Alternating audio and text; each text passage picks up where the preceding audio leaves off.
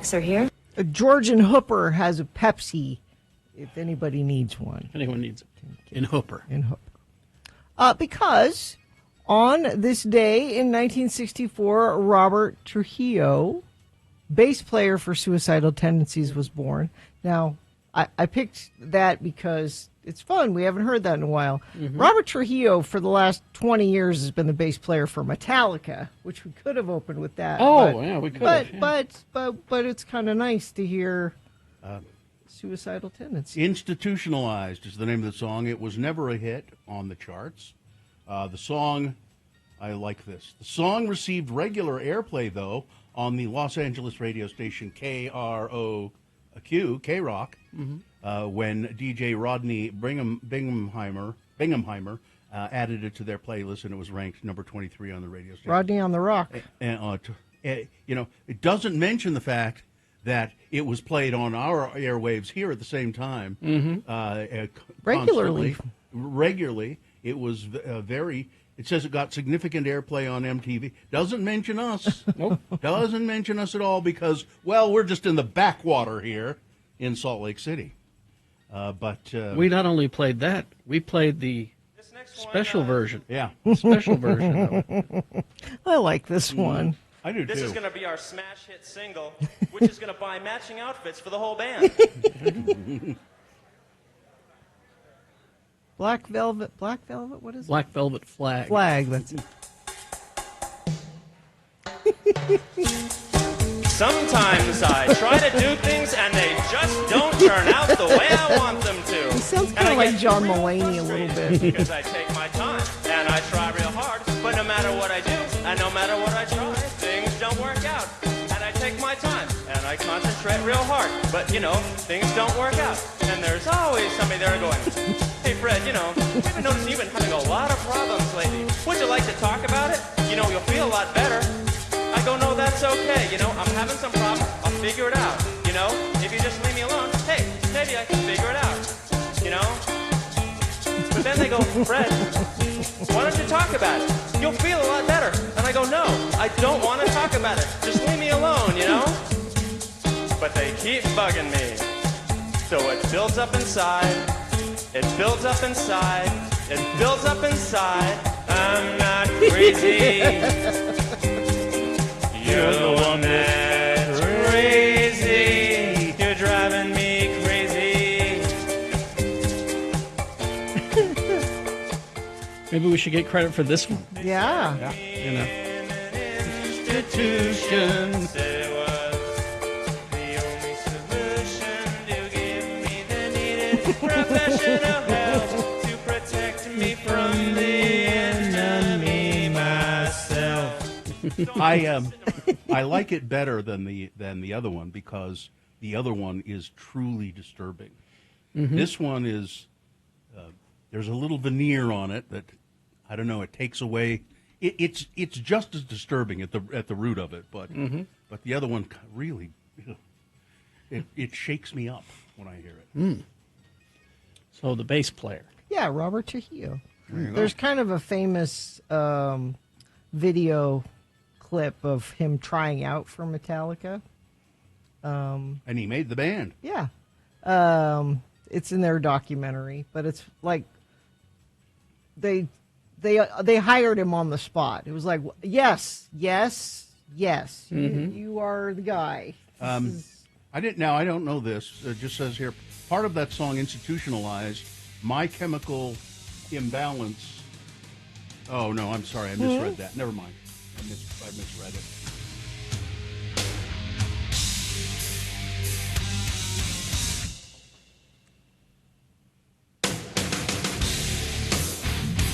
Sad but true. Mm-hmm.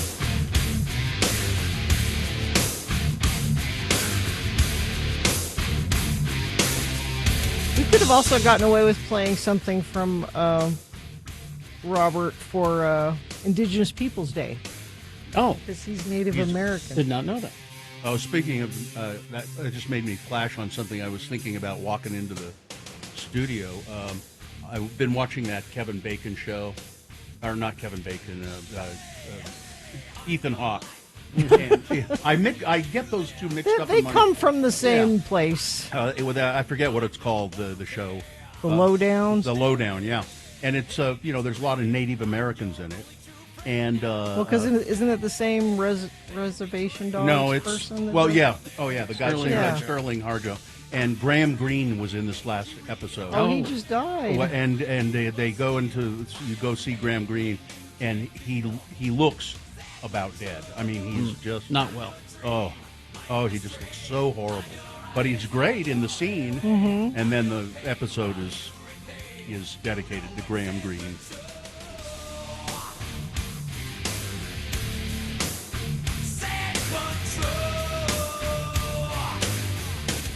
All right. Well, there you go. That was some farting around. Sure. This has been Farting Around with Carrie, Bill, and Gina on X96, Radio from Hell. Sure was. Now it's time for you to check in with the Radio from Hell show. We like to hear from you in the morning. So if you're in an institution right now, if you've been institutionalized, if you have phone privileges, give us a call, 877-602-9696. Or maybe you just got out. It's the same number, 877-602-9696. You can also text us if you have a mind to do it that way, 33986. Missed a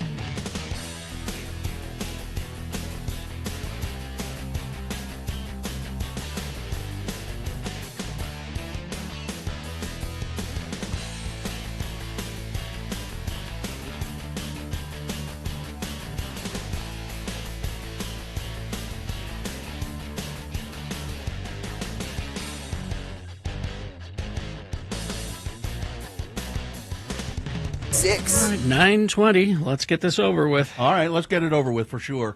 We will start the show officially. Then we'll go to your check-ins at 877-602-9696. So get ready for that. Call us. We'd like to hear from you. You can also text us if you have a mind to do that at 33986. Gina, do we have... Oh, no. Okay, well, then let's just move on, shall we? The moon is 3.8% of full.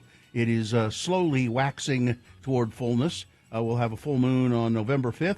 The next moon rise will be today at 10:07 a.m. Today being Thursday. It's the 23rd day of October in the year of our Lord, Jesus Christ, 2025. It's National Mole Day. Now, I don't mean the animal. No. It celebrates... Get your moles checked? No. Oh. It celebrates Avogadro's number, which is 6.02 times 10 to the 23rd, which is a basic measuring unit in chemistry. For a given molecule, one mole is a mass in grams whose number is equal to the atomic mass of the molecule. And that's why I failed chemistry. I would rather it be about the animal. I know. I took a chemistry class. I could never figure that out. Yeah. I'd read that over and I'd go, huh? That makes no sense to me. It's National Croc Day. Oh, come on, join in the fun. Get your Crocs on. No. Oh, come on. No, won't do it. It's National, Boston Cream Pie Day, which is actually a cake. Yeah. But they call it a pie because, as I recall, and I didn't look at it this time, the original one, the guy didn't have any pie pan, he used a cake pan instead of a pie pan or something like that. It's TV talk show host day, the day that Johnny Carson was born, so we celebrate it on this day. And it's National Horror Movie Day. That makes sense. And this is an all-new edition of the show for people who feel like hell in the morning. It's Radio from Hell, starring the Lords of Morning Radio. It's Kerry Jackson right there, putting on his work hat gingerly. Very gingerly. Yeah, you still Over have his unicorn horn. He's where he had his horn removed there. Dehorned. Yeah. I'm Bill Allred. Hi there. I was dehorned a few years ago. That's Gina Barberi over there, another Lord of Morning Radio. Katie for short is our fine producer. She's in the booth there. And who's in there helping out? Hudson. Hi, Hudson. And the dog is probably hanging around in there as Where's well. Vax? Vax, is he there? Is he awake? We didn't get a shot. didn't get a That's shot. all right. Oh. He's right. here. Yeah, he's waving. There he's waving. Okay. Now we'll go to your check-ins, 877-602-9696. And we said if you've been institutionalized or you're in an institution, maybe you should call us. Well, and Colton is, apparently. Colton, good morning. How are you? Good morning. What's going on? Where are you calling from, Colton? Utah State Hospital. Are you a patient? No, and Bill, we don't call them patients. We call them residents. Aha. Okay, so you're not a resident of the Utah You're an State employee. No, I don't work for them. I'm a contractor. But I felt compelled to call you guys because of, farting around. Yes. I understand. What are you doing down there? What kind of work? We are inspecting their fire dampers, Oh, good. Well, making sure they're up to snuff. In the Pyromaniac wing. Yes. Yeah. And I don't think you should use the word snuff either. It just doesn't. No, not a good idea. Yeah. All right. Thanks, Colton. Thanks for checking in. Thank you, Colton. Nice to hear from you. Yeah. All right. Yeah. Let's go to Perry City listener. Good morning, Perry City listener. I assume you're in Perry. Just barely, about to leave it. All right. What's going on today? I don't know if this is old news, but I just found out this morning that one of my favorite rides at Lagoon is going to be retiring. The Jetstar. The Jetstar. I think it's the Jetstar 2. Yes, Really? They're yeah. retiring that? Yeah. Yep. I love that ride. Yep, at the end of this season. I do too. And that whole dynamic of that area is going to be totally different without those clicks going on. Yeah. Well, the Jetstar used to be in a different place than that. It used to be at the other end of the At the park, far as I end, yeah. recall. And then they moved it there, and I don't recall. It's the Jetstar 2, isn't it? It was always the Jetstar. Yeah, and I don't recall if there was a Jetstar 1. I don't think there was. I don't know. I loved that ride. Yeah. I don't know on that one. That was a good ride. So, Well, by the end of the season, go get your last ride in. Yeah, there's not much left of the season at Lagoon, so go ride the Jetstar. All right. Thank you.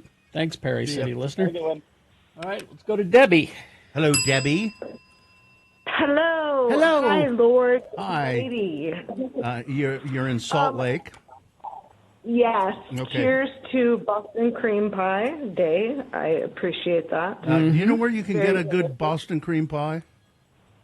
I haven't found one good in Salt Lake City. I guess it's an enigma. Yeah. Yep, I haven't seen them. Just like your channel. You're an enigma. That's true. Don't try to figure us out. Yeah. All right. We defy description. Is anything else, Yeah. Debbie?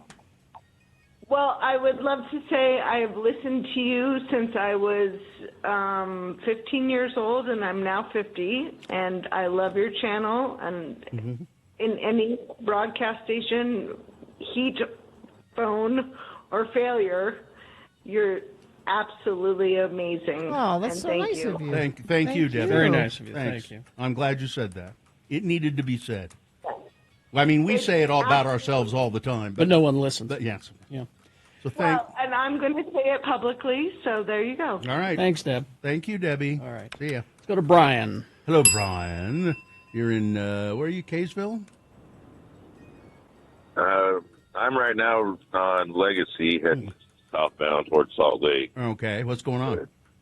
I think I overheard, and I would be grateful if it was already 9:20, but I thought I overheard you say that it was 9:20, Bill. I don't think so. All right. No, didn't. Sorry. I'm sorry it's not 9:20. That's all right. I wish it was 9:20. I too. do. I wish it was. Yeah, all right. Well, thanks for checking in. All right. See ya. Yep. Okay, thank you. All right. Let's see. Sketchy Blake of Ogden. Did you get my package? No. I don't. Well, It may be on my desk. I don't know. what is it? I don't know. I don't know. Let's see. Black Velvet Flag. Chef's Kiss. Mixer driver Shane checking in with my salesman Jeffrey from the sewer plant in American Fork. What does a salesman at the sewer plant sell? I'm wondering. Chemicals. I'll bet chemicals. Let's go to David. Hello, David. Hello, Lord and lady. Yeah, what's going on?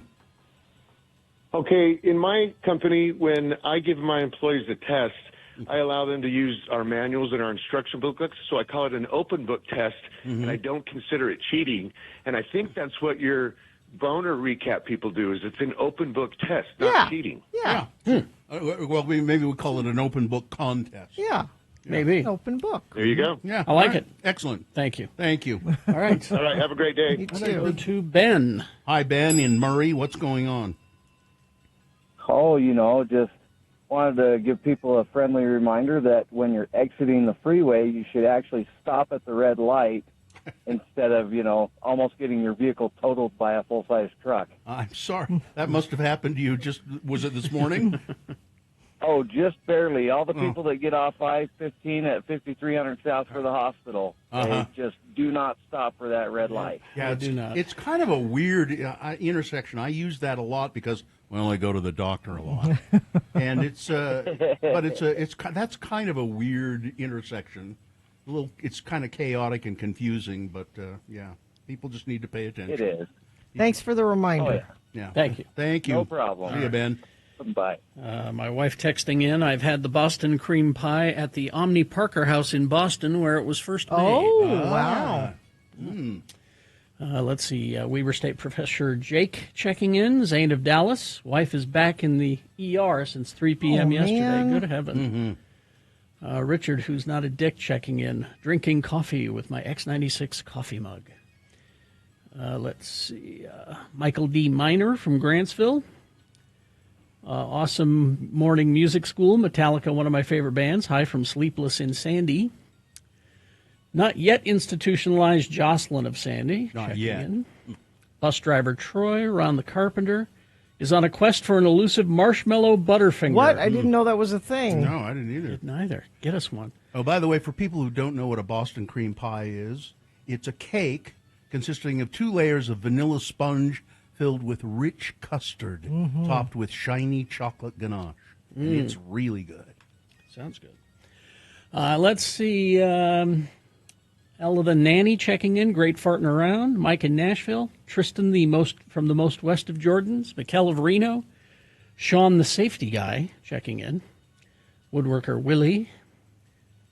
Let's see. I'm not in an institution. I didn't just get out, just the opposite. Could I call in anyway? Sure. Anybody. Yeah. Granite Bakery has a Boston cream pie that's good, apparently.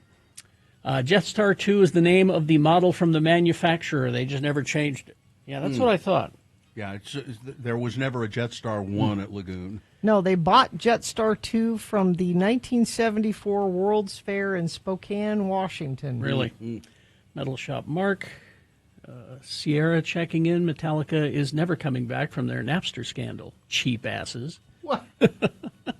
I think they deserve to get paid. Well, there's a grudge holder. I'll say. All right. I guess maybe I said 9:20. I don't know. I wish it were 9:20. Traffic, Gina. Let's go. I-215 northbound accident by the Maverick Center. That's an Infiniteam reporter. That's all y'all out there. I like it when you let me know what you're seeing on the roads.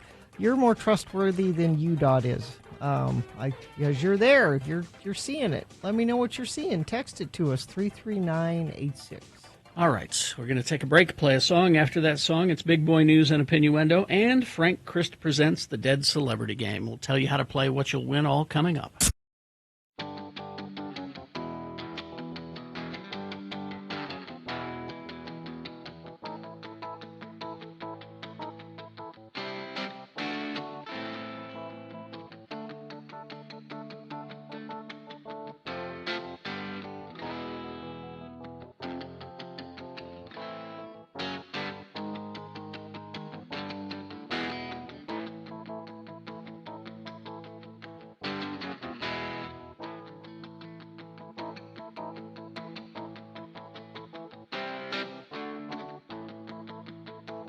Will you do anything to celebrate Easter? Nope. I don't think of it as a religious event, but it's an excuse to have a ham. Sure. Well, like you need an excuse? Well, I do, because my wife and one of my kids is not particularly fond of ham. I mean, they'll eat it, but it's not something that they like a lot. But on Easter, I can get away with buying a ham and cooking it. Oh, a nice honey glaze that's just crisped up perfectly. Mm-hmm. Yeah. No, I don't go buy those expensive ones. I just go to the grocery store and buy a ham and make a glaze myself and put it on. I mean, it's not really hard to cook a ham. It's just because you're just heating it up. Really. Sure. Right. It's already cooked. Although my mother used to every once in a while order a Smithfield ham, I think they're called, but it's one that's has not been cooked and cured. You cook it yourself. Oh, really? It was a raw. Yeah. So it was a pork. Yes, it's the same cut, Yeah. but it was just not cooked, smoked. And those were really, really good. Oh, I but feel they're for a very ham sandwich right now. Very expensive. Yeah, see a ham sandwich. I like it. I love leftover ham. Yes. See, I like all of this stuff that my family doesn't care for, like casseroles. What happened? I don't know. Casserole. I like a good casserole, with leftover ham and peas and cheese and macaroni Kind in of it. a cream in there, a little cream sauce. Yeah. Delicious. A good tuna noodle casserole. I love it. With the potato chips sprinkled on Listen, it. if you got the chips on top and the pasta is not overcooked, you can. But I'll take your word for it. I'm not much of a tuna guy. They would myself. turn their noses up at a tuna noodle casserole. No, That's no. delicious. I think so too. I was on board up until that. Sloppy Joes. Hang on, I want to explore this tuna situation Some with people him. don't like it. What happened? I just never caught on. I've tried tuna. I don't. When you say you've tried tuna, how is it? Tuna sandwiches. Okay, Tuna, but there's an important misstep that can be made. Which is what? Well, you tell me how they're prepared in your house. The tuna sandwich. Taken out, warmed up, mixed with a little bit of mayonnaise. Warmed up? Mayonnaise. Yeah. Warmed up? Oh, sure. That's a tuna melt, so that's you can do that. Well, You like fry the sides of the sandwich. I think I found the problem. What's that? Instead of mayonnaise, go with the Miracle Whip. Try that. Now, I like the mayonnaise. Don't like Miracle Whip, though.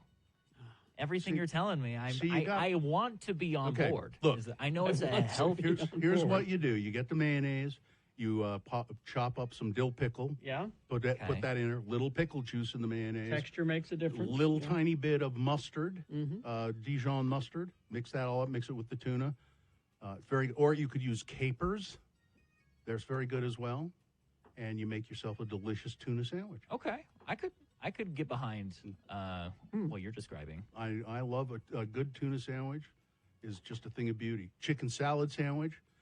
My family turns out. I used to make sloppy joes every once in a while. Oh, sloppy joes are delicious. We have to tell you, Dad, we don't really like sloppy joes. What? They don't like meatloaf. What's wrong with my wife? Hates meatloaf. It's the texture. She can't deal with it. I think that's texture is something that they don't like as well. I make a meatloaf that is bacon wrapped, and I mean, it is fully encased in bacon, and it's so good. Oh, that sounds amazing. Yeah, my wife hated meatloaf so much that she just refused to eat beef for many years.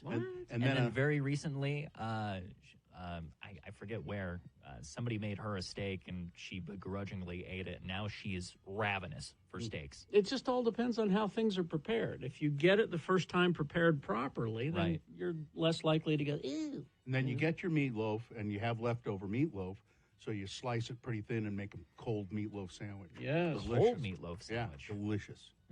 Absolutely delicious. I'd warm up at least the slice, but the rest of it can be cold. No. You just dress it. I prefer toasted sandwiches anyways. Now, a good tuna melt. I've made tuna melt at home, and they like those. Yes. Yes, I like loafed meat. I don't care for balled meat. Somebody in the chat room. Bill Is there likes a meat texture difference or just the shape? No, I think I don't like balled meat because I think it's stupid. You go to all this effort to roll your meat into a ball. But rolling it into a loaf makes sense. Well, it's easier. You just shape it into a loaf. It gives you more surface area when it's balled, so that when it's put in the oven, there's more crispy parts to chew on. Get those meatballs away from me. Exactly. Exactly. Miracle Whip and pickles are paramount. Without them, you blaspheme the tuna that gave its life to make your sandwich. Right. A texter says. Maybe Miracle Whip with tuna works in a way. That's Miracle Whip's too tart for me. I like the mayonnaise, and then the pickle gives it a little tartness. In general, I'm mayo over Miracle Whip. I used to like the Miracle Whip when I was a kid. Well, then put a little sprinkle of salt and pepper on there. Okay. All right. That'll help. Yeah. All right.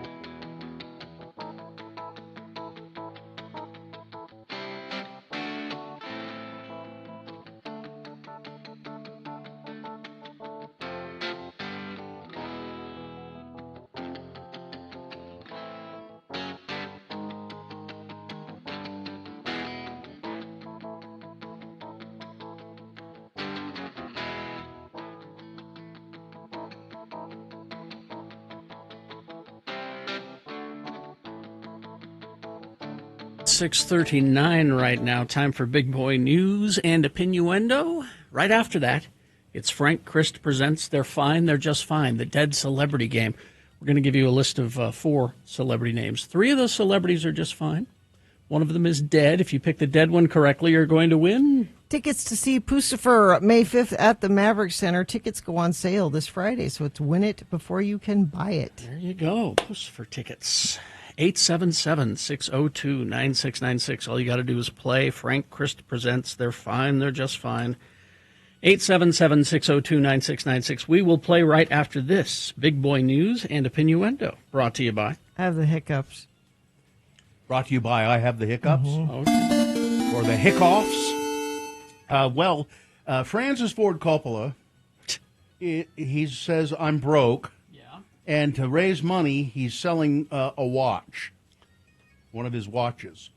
It's worth $1 million. There it is. He's so broke he needs $1 million. Well, I mean, I know he spent all his money on that megalopolis. Gina, $1 million is a drop in the bucket. No, that's what I'm saying. He must be pretty bad off if he's trying to get $1 million. He will put some of his pieces of his personal collection up for auction. There are basically three reasons people auction off their prized possessions: death, divorce, and debt.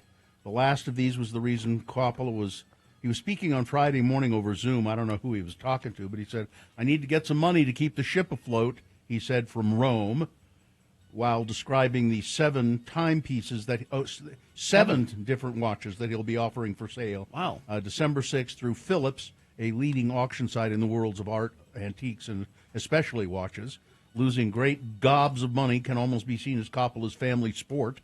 In 1982, Francis Ford Coppola, best known for directing The Godfather, made a costly whopper of a movie musical called One from the Heart. Mm-hmm. It was just a horrible flop, and he financed that, most of it himself. Over the next decade, its failure led to a string of bankruptcies. In 1992, he described himself in a Chapter 11 filing as owing $98 million to creditors and as having assets of around $53 million. He reemerged, though, by making movies and becoming something of a collector, in addition to buying a small trove of Patek Philippe and Audemars Piguet watches, coveted among watch connoisseurs. He plunked his name on fancy resorts and became the prototype of A-list Hollywood talent in the liquor business by amassing Northern California wineries and bottling the booze. And that worked out very well for him doing all of that. Gary, you're a watch aficionado. Maybe you should get one of his watches. I'm a comic book watch aficionado. Who is it today? Spider-Man today. I'm a watch lover, and I would love to have one of those. I like the one on the right with all the dials. Yeah, Bill knows more about those kind of watches than I. I like the luxury high-end watches. I don't have any. The most expensive watch I have, I think, is the one I'm wearing, which I think cost $100. Yeah, that sounds about What right. kind is it? It is a Citizen watch. There's no such thing as an average citizen. That's right. So they make a very good watch. It's been an excellent watch. I've had it for a couple of years now. Let's see. Is Donald Trump allowed to demolish part of the house that is ours, the White House? Technically, legally, no. I think it's a moot question, though, isn't it? Yeah. As construction begins on Donald Trump's new 250, now they're saying $300 million White House ballroom, which he certainly needs, because I don't know about you, but when I think of Donald Trump, I think that man is a dancer. The mystery of this continues to swirl around the identities of the wealthy donors. He says there are wealthy donors. He says. And there are corporations, he says, are going to help pay for it. Okay, so I don't care about that, though. I care about it because are they going to be beholden to? We paid for your fancy ballroom. What do we get out of the deal? Of course they are. People should be more upset about that. The thing I'm upset about is they're tearing down the east wing of the White House. By the way, this is the opinioendo part of our news. Opinion laced with innuendo. The U.S. president has said that he personally, I'm sorry, I don't mean to say that. Donald Trump has said that he personally will pay for significant portions of the construction. He suggested that some still anonymous donors would be willing to spend more than $20 million to complete the project. I view this enormous ballroom as an ethics nightmare, said Richard Painter, a former chief ethics lawyer. You see, the founders of our government, and the people who said, let's build a White House, but let's always refer to this as the people's house. Mm-hmm. This is the people's house. They will be welcome here. Mm-hmm. We just occupy it temporarily as presidents, and so the president is supposed to occupy it for just the longest-serving president, 4 terms, was Franklin Roosevelt, but all other presidents either 4 or 8 years. Yeah, that's it. That's it, and then they're supposed to move on. But all signs are pointing to Donald Trump having no intention of ever leaving the White House. Exactly. not without a scrap at least. That seems like a weird thing to suggest, but there is now so much evidence pointing to him trying to cling to power beyond the end of his legal presidential term. And it's irresponsible to pretend that it's not happening. Trump did exactly what he said he was going to do in his first term, or at least he tried to. Mm-hmm. And this time he keeps saying he's going to stay in the White House beyond 2029 when his legal term ends. And he's even made hats and given them out to Republican congressmen who if I were a Republican congressman, I'd look at that hat and go, what? Yeah, What? I don't know why more people in his party don't do that. Because Mike Lee has his nose so far up Donald Trump's To what end? power. It's power. We will all hold on. Not only will Trump hold on to the White House, it's going to be a dynasty. It's going to be It's like being in the Chinese Communist Party. It's not true because Congress has neutered itself. They Exactly. have less You're power absolute- now than they've ever had. Well, and but that's they're in office, and that's kind of by design as well. He I mean, we tried to warn you about that he was going to do this. Now wait a minute, Gina. Wait a minute. Congress, you say, has less power than it's ever. That's not the case. They do not. They could exercise power over the president.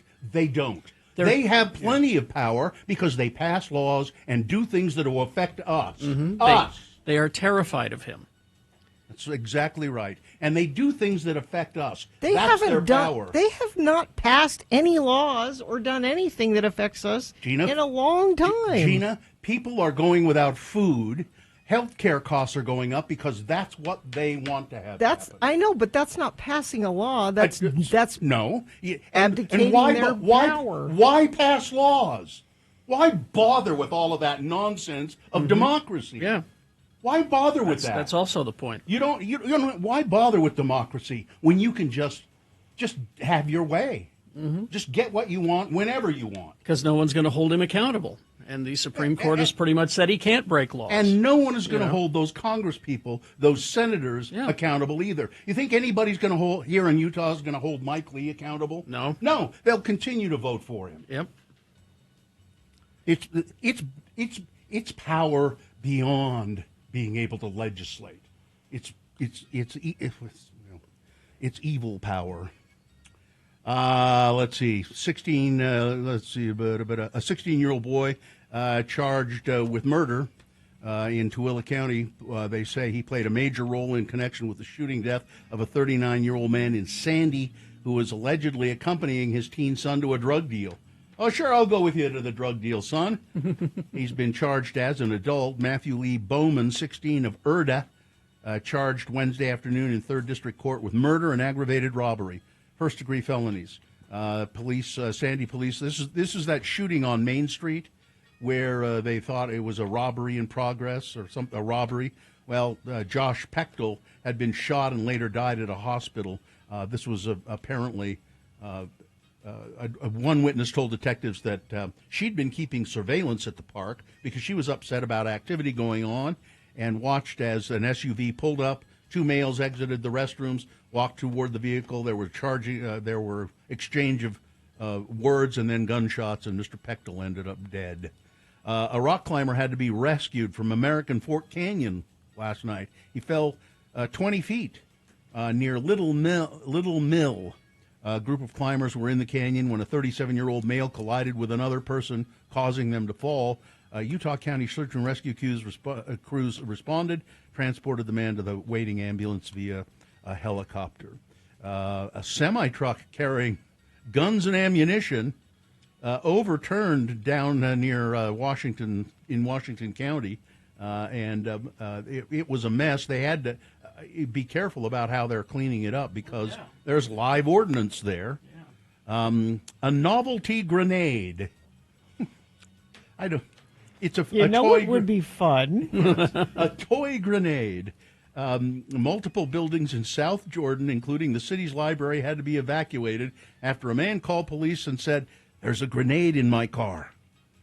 South Jordan police said that the man was in his car when he made the call, which they said wasn't threatening in nature. After the man was directed to park his car inside the lot next to the library, Police evacuated the building and the nearby Pie Pizzeria restaurant out of safety as they investigated the scene. Using a robot, police were able to determine that the device was only a novelty grenade. Novelty grenade. The man cooperated with police during the investigation, was not arrested.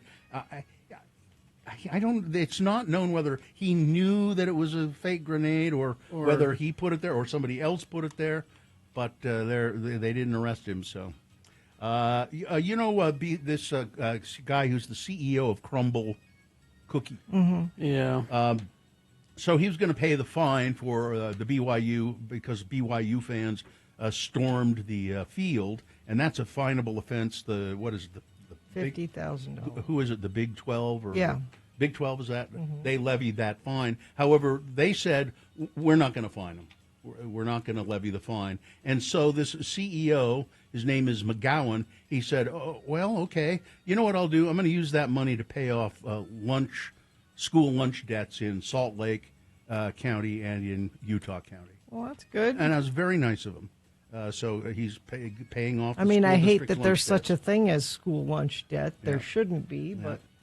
Let's see what else we have here. Prince Andrew. Mm-hmm. No, I'll skip that for now then because we're just about out of time. Let me just tell you this. One of the best snack cakes is headed back to stores. Little Debbie's Chocolate Christmas Tree Cakes will be back in stock this year. They were gone last year and I think the year before because there was a global shortage of cocoa. But now, Little Debbie's Cakes back for the holidays. And isn't it nice that you can say Christmas cake now? It's legal. That's right. Hasn't it always? It's never not. I made been? it legal. Oh. They had to change it to holiday cake for a while. All right. Sports weather traffic. Kessler had 22 points, 9 rebounds, and Markkanen scored 20, and the Utah Jazz beat the Los Angeles Clippers 129-108 on Wednesday night. Isn't that nice? Oh, can you answer a basketball question for me? Maybe. I heard the opener, the L.A. Lakers, and LeBron James didn't play. Uh-huh. It said, and the announcer said LeBron was sitting on the bench with sciatica. I don't understand which player is sciatica. Is there a NBA player? He was sitting on the bench with sciatica. He's from Eastern European okay. team. Let's see. Real Salt Lake is done. Their season is over. They lost to Portland last night 3-1. Time to regroup, folks. Hockey, we've got Utah Mammoth at the St. Louis Blues today at 6 o'clock. That is your sports. Weather, let's see, 46 right now. Going to have a high of 63 today, warmer tomorrow, even warmer on Saturday, 70 degrees expected Saturday ahead of those rainstorms that are going to come in and cool things off and wet things up on Sunday, only a high of 55 that day. Wet me up. Let's see, traffic. We got a report from a friend of the program that says 62nd South, 48th West, crash at the intersection. Problems getting to Kearns High School there. Thank you, Infinity member, for sending that in. We also have a driver had to be extricated from a truck on the 201 after being involved in a crash with a semi-truck. This is 8th West, and it's been causing issues for a while. UDOT warned drivers on westbound SR201 you can expect delays as crews investigate and clear the scene. Drivers should take an alternate route through there if possible. And if you're seeing something, you can share it with us via text at 33986.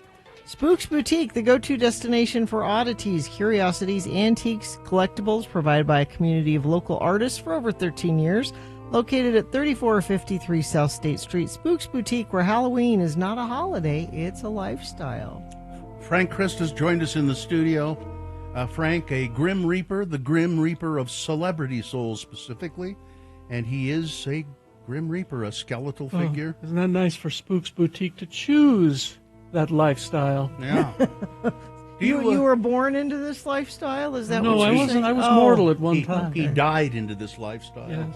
What, Frank, where do you stand on Halloween? Do you have an Well, opinion about I it? refer to it as amateur hour. I see. But you all have fun. Go ahead. Oh, okay. Cultural appropriation. I wonder how many people will go to costume Halloween parties as Frank Christ. I wonder. Yeah. Frank is he reaps celebrity souls, and Frank doesn't like to do that. No.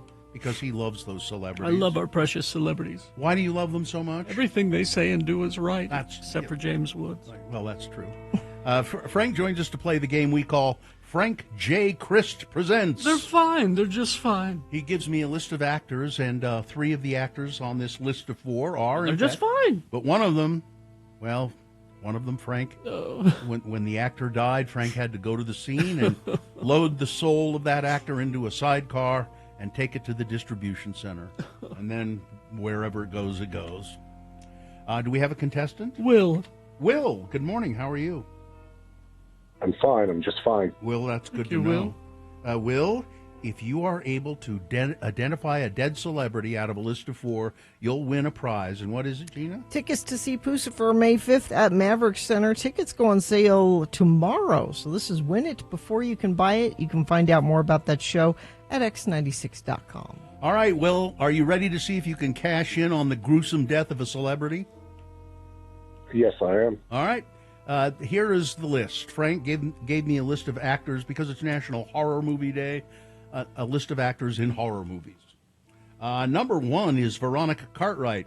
She appeared in plenty of mainstream films and TV shows. She had roles in The Children's Hour, The Right Stuff, Leave It to Beaver, Miami Vice, The Mod Squad, but horror seemed to be where she thrived. She was in The Birds, Invasion of the Body Snatchers, and she was Lambert in Aliens, and she was in many other horror movies. Number 1, Veronica Cartwright. Number 2 is Keith David. He was in over 400 roles across film, stage, and TV. Just a few of his films: Dead Presidents, Armageddon, There's Something About Mary, Requiem for a Dream, Barbershop, and Crash. Some of his horror movie work included The Thing, Pitch Black, and Nope. Number 2, Keith David. Number 3 is Genevieve Bujold. She was nominated for an Academy Award for Anne of 1,000 Days. Other film credits include The Trojan Women, Obsession, Coma, Murder by Decree, Tightrope, Choose Me, and The House of Yes. She starred in Dead Ringers, a movie about demented twin gynecologists. Number 3, Genevieve Bujold. And finally on this list, number 4, Oliver Reed. His notable films include playing Bill Sykes in the Best Picture Oscar winner Oliver, a film that was directed by his uncle, Carol Reed. Women in Love is another movie. He was Athos in The Three Musketeers and its sequel. He played Antonius Proximo, the old gruff gladiator, in Ridley Scott's Gladiator. Reed starred as a Roman Catholic priest accused of witchcraft in the cult classic horror film The Devils. Number 4, Oliver Reed. There you go, 4 actors, one of them dead. Will, which one? Would it be Oliver Reed? It is Oliver Reed. He died of acute alcoholism, I believe, in 1999. He was only 61 years old. There you go. Congratulations, Will. You have capitalized on Oliver Reed's death. All right. All right. That's pretty good, isn't it? It feels good. Yeah. All right. It really doesn't. No, I'm sorry. Hang on, Will, and Katie will tell you about your prize. I have to go check on Dwight Yoakam. Oh, please do. 69 today. Nice. Ed Brass has asked me when I do take Nancy Grace, she's 66 today, that he can tag along. Oh, he wants to help? I think I'll let him. Yeah. You get the ankles, I'll get the wrists? Exactly. Goodbye, everybody. Goodbye. Goodbye, Frank. 2 lanes westbound 201 blocked near 8th West after a crash involving a semi that pinned a driver in their truck. It's just a nasty accident there. We've got a crash eastbound SR 201 30th West in West Valley. Crash eastbound 72nd South on-ramp, milepost 3.9 in Salt Lake. Entry ramp there. Whatever you're seeing, I appreciate it when you let me know, because UDOT started doing this thing where they don't give me cross streets. They're like milepost 16.8. I don't know where that is. Do you? It's because of the government shutdown. I need more information. So text us and let us know what you're seeing out there, 33986. All right, KXRK Provo. We're going to take a break. We got some geek news for you after these. Boner of the day coming up. Victoria with our Real Housewives of Salt Lake update. Also on the way. Stand by. It's a full hour.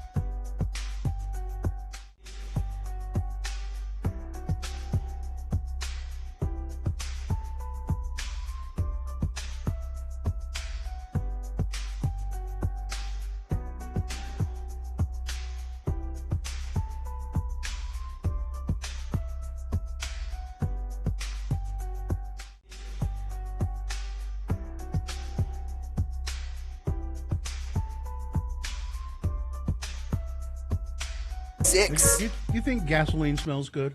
I love it. Yeah, I like the smell of it too. That guy said that, and I went, oh yeah. Jane in Granite likes the smell of gasoline. Oh, Granite? In Granite. Okay. We've established that is a place. I guess Yes. so. Okay. Yes, it's a neighborhood. All right. Granite. You know what else is a place? What? Cabin Fever. Oh. Locally owned and operated since 1982, located in the heart of Trolley Square, it's Cabin Fever, so much more than a card store.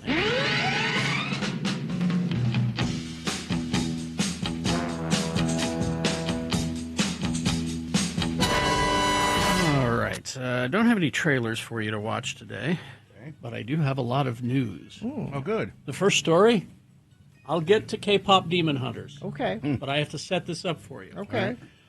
A long time ago, when I was a child, Yes. the movie Star Wars hit. Nobody knew it was going to be such a huge success. And so subsequently, the toy companies weren't ready. They had all been offered the toys. They all turned them down. They said it was too much of a risk. Yeah. Suddenly, it's this huge hit.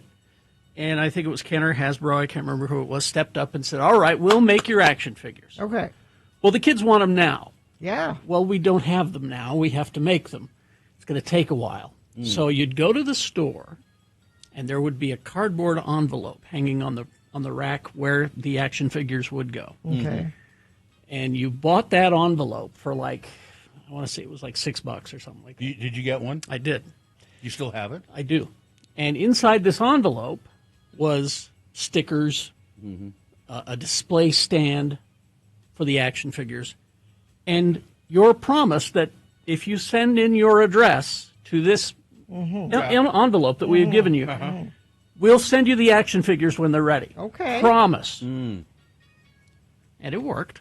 You Yeah. did it? I got And the you- first and you four. got the figure? Yeah. What were they? There were R2-D2, Chewbacca, Luke, and Princess Leia. How long did you have to wait?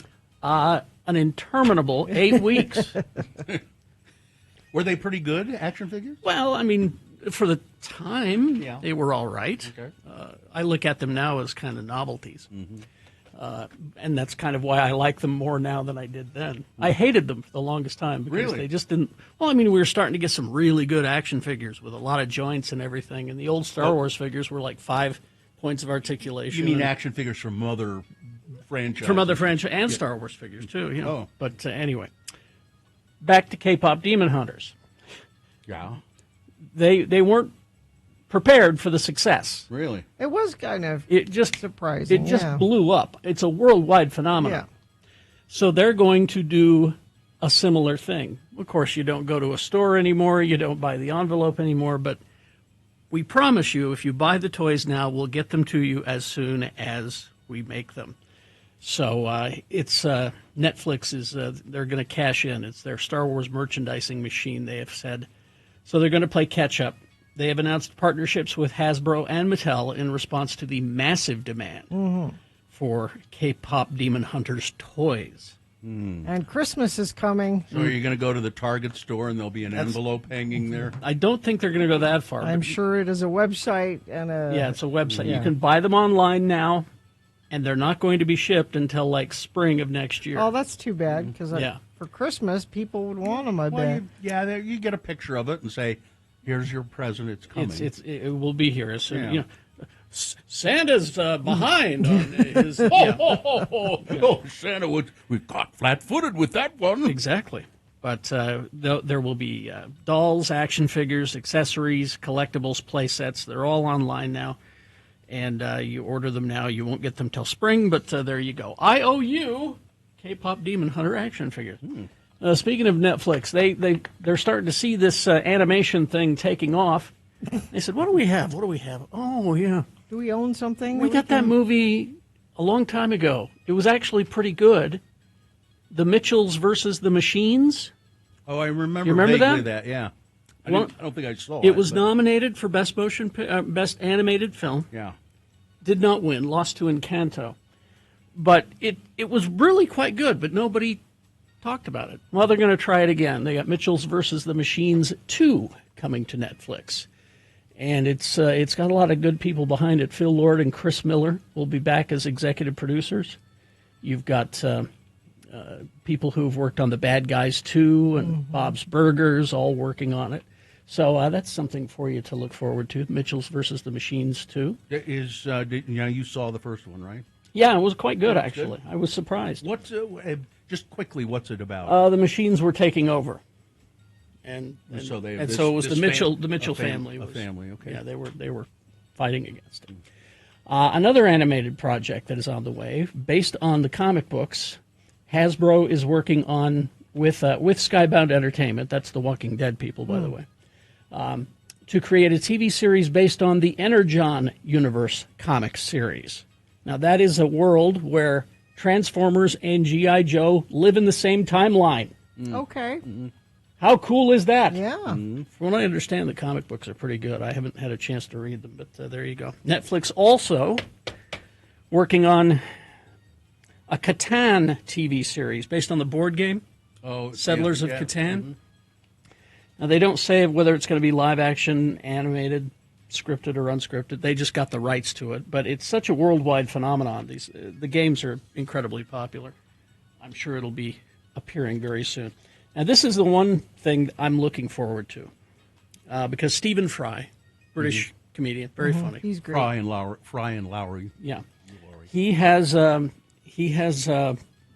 involved in this movie called Time Travel is Dangerous. Well, yeah. I like that. British sci-fi comedy set to hit theaters. Level 33 Entertainment. They've acquired the distribution rights in America and Canada. It is a mockumentary film. And here's the plot. Real-life best friends and vintage shop owners Ruth Surratt and Megan Stevenson star in the film. Feature Stephen Fry as the narrator.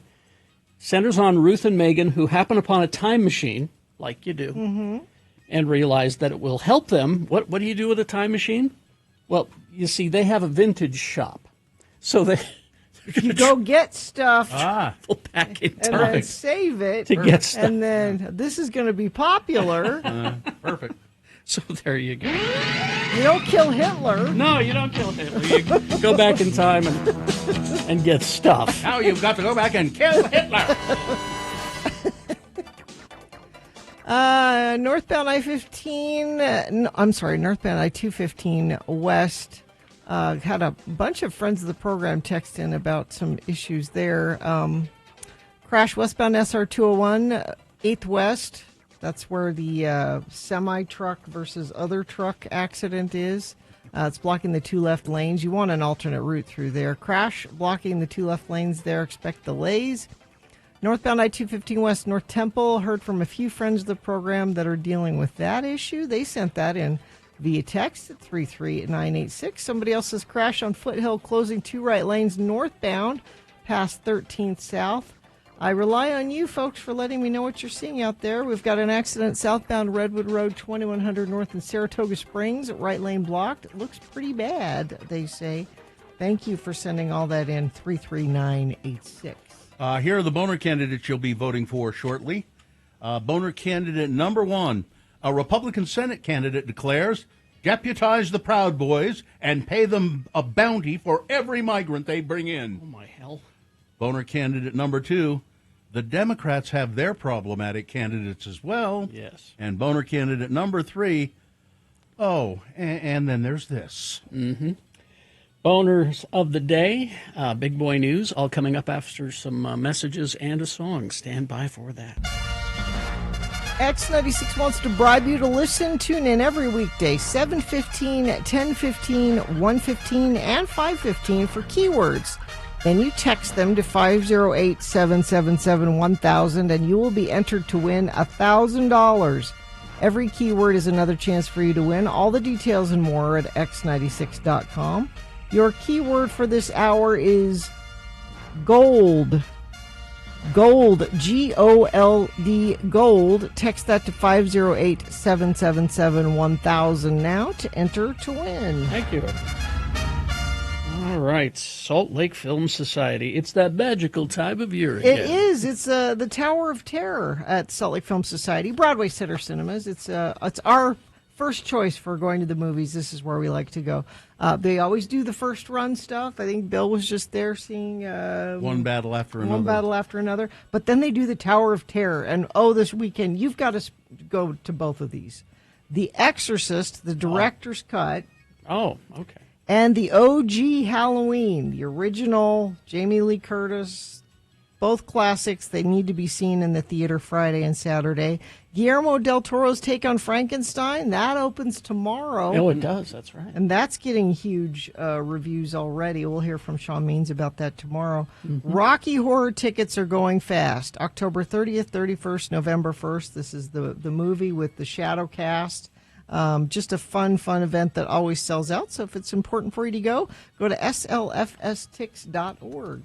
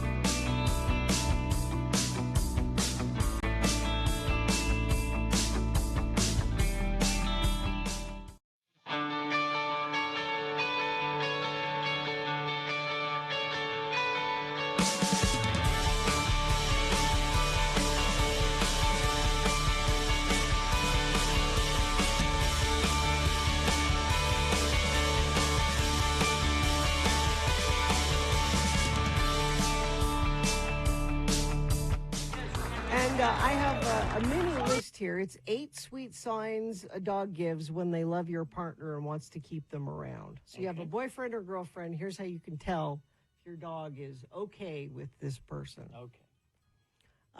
Number 1, their tail wags in a certain way. A wag is a yay vote, but a stiff tail is a big nay. So if the dog is wagging his tail happily, it likes your significant other. They offer a sweet lick, like a face or their hand. They seem okay with that. They bring their stick or ball to play fetch with the person. That's another sign. Mm-hmm.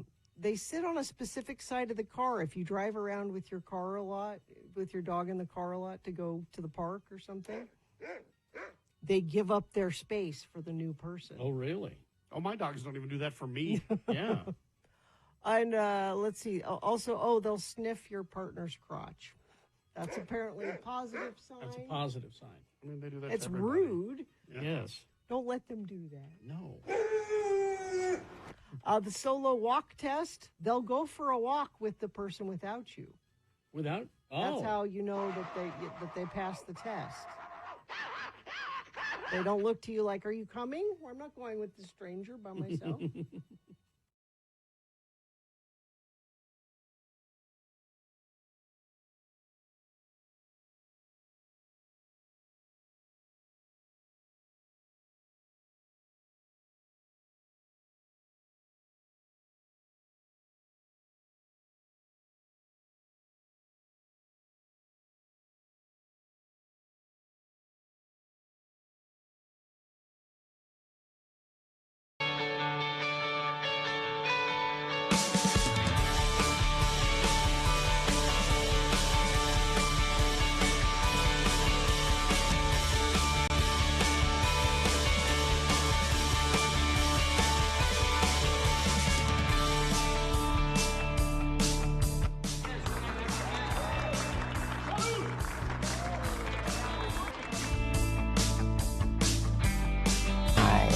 7:23 right now. It is time for Boner of the Day. 3 news stories. These will be examples of bad, stupid, or funny human behavior. You will decide with your vote of these 3 candidates which one is the worst, which one deserves to be Boner of the Day for today, October 23, 2025. We'll give you 2 candidates now, a third after the news. And once you've heard all 3, you will vote. One of you lucky random Boner voters will receive. You can't buy it. Your money is no good here. You have to win it. The Radio from Hell Boner t-shirt. Boner candidate number 1. A Republican Senate candidate declares, deputize the Proud Boys and pay them a bounty for every migrant they bring in. That's bad. Wannabe Republican senator who was pardoned by Donald Trump for alleged involvement in the January 6th riots says a far-right group should bounty hunt migrants. Jake Lang, who's hoping to win Secretary of State Marco Rubio's seat in the Florida Senate elections, made the remarks to Newsweek. Quote, I would deputize the Proud Boys and tie the January 6th patriots to bounty hunt. I would deputize the Proud Boys and the January 6th patriots to bounty hunt illegal immigrants, he said. The Proud Boys, of course, founded in 2016 by Gavin McManus, is a far-right all-male group which describes itself as Western chauvinists who refuse to apologize for creating the modern world. The group takes its name from the song of Proud of Your Boy, featured in the Disney movie Aladdin. Their members have to publicly declare that they are a Proud Boy and a Trump supporter, with the group's ideas including glorifying the entrepreneur, closing the border, ending welfare, giving everyone a gun, and redefining traditional gender roles, and as they put it, venerate the housewife.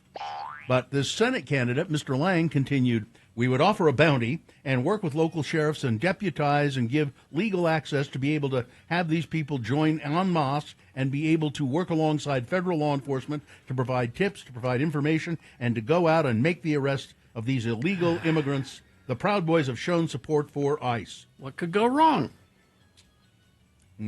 Everything. Boner candidate number 1. Yep. Yep, a Republican candidate declares, let's deputize the Proud Boys and give them a bounty. It's like, when they used to give they pay you $50 or whatever it was for every wolf skin you brought in. Yeah. Boner candidate number one.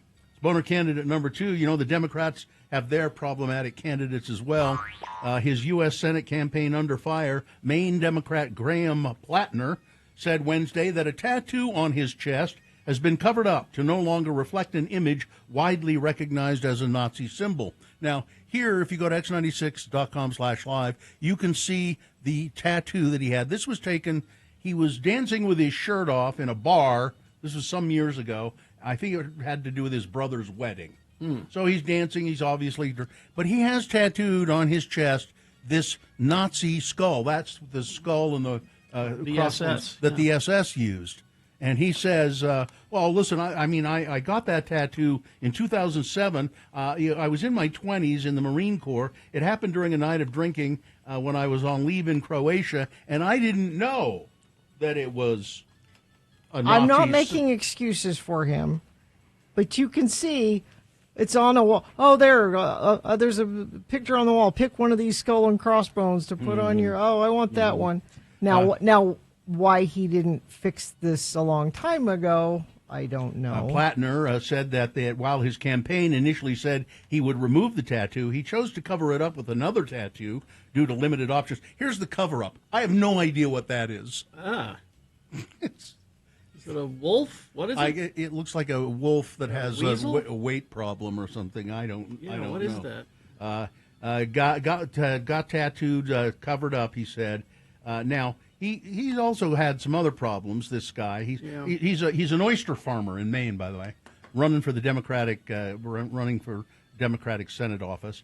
He is mounting a progressive campaign against Republican Susan Collins, who's held the Senate seat for 30 years. Yeah. Plattner said he'd never been questioned about the tattoo's connections to Nazi symbols in the 20 years that he's had it. He said it was there when he enlisted in the Army, and he requires an examination of tattoos for hate symbols. But also, he's apologized for certain comments he's made and now deleted online statements that included dismissing military sexual assaults, questioning black patrons' gratuity habits. They're poor tippers, and criticizing police officers and rural Americans. All of that stuff's been deleted. It's gone. I'm sorry, I shouldn't have said any of that stuff, and the Nazi tattoo. Boner candidate number two. Yeah. The Democrats have their problematic candidates as well. Coming up in a moment, Boner candidate number three. But then there's this. The difference is I think the Democrats hold them accountable. Yeah, that's the thing. That's the difference. Bernie Sanders continues to support this guy. Plattner. Well, because Susan Collins is. But they call him out on it. Yeah. There are other Democrats, I believe, running in that. There are? Race. I think so. Oh. I don't. Think I thought he's it was the just only him. one. I think Susan Collins. I think there's a primary. I'll check and make Anyway. sure. But all right, Boner candidate number three coming up after this. Big boy news and Opinioendo, brought to you by. Get a hail of a deal on your next vehicle purchase at Mike Hale Acura, your Utah Acura dealer. Mike Hale Acura, a hail of a car buying experience. Well, there's this story. It's kind of a sports story, but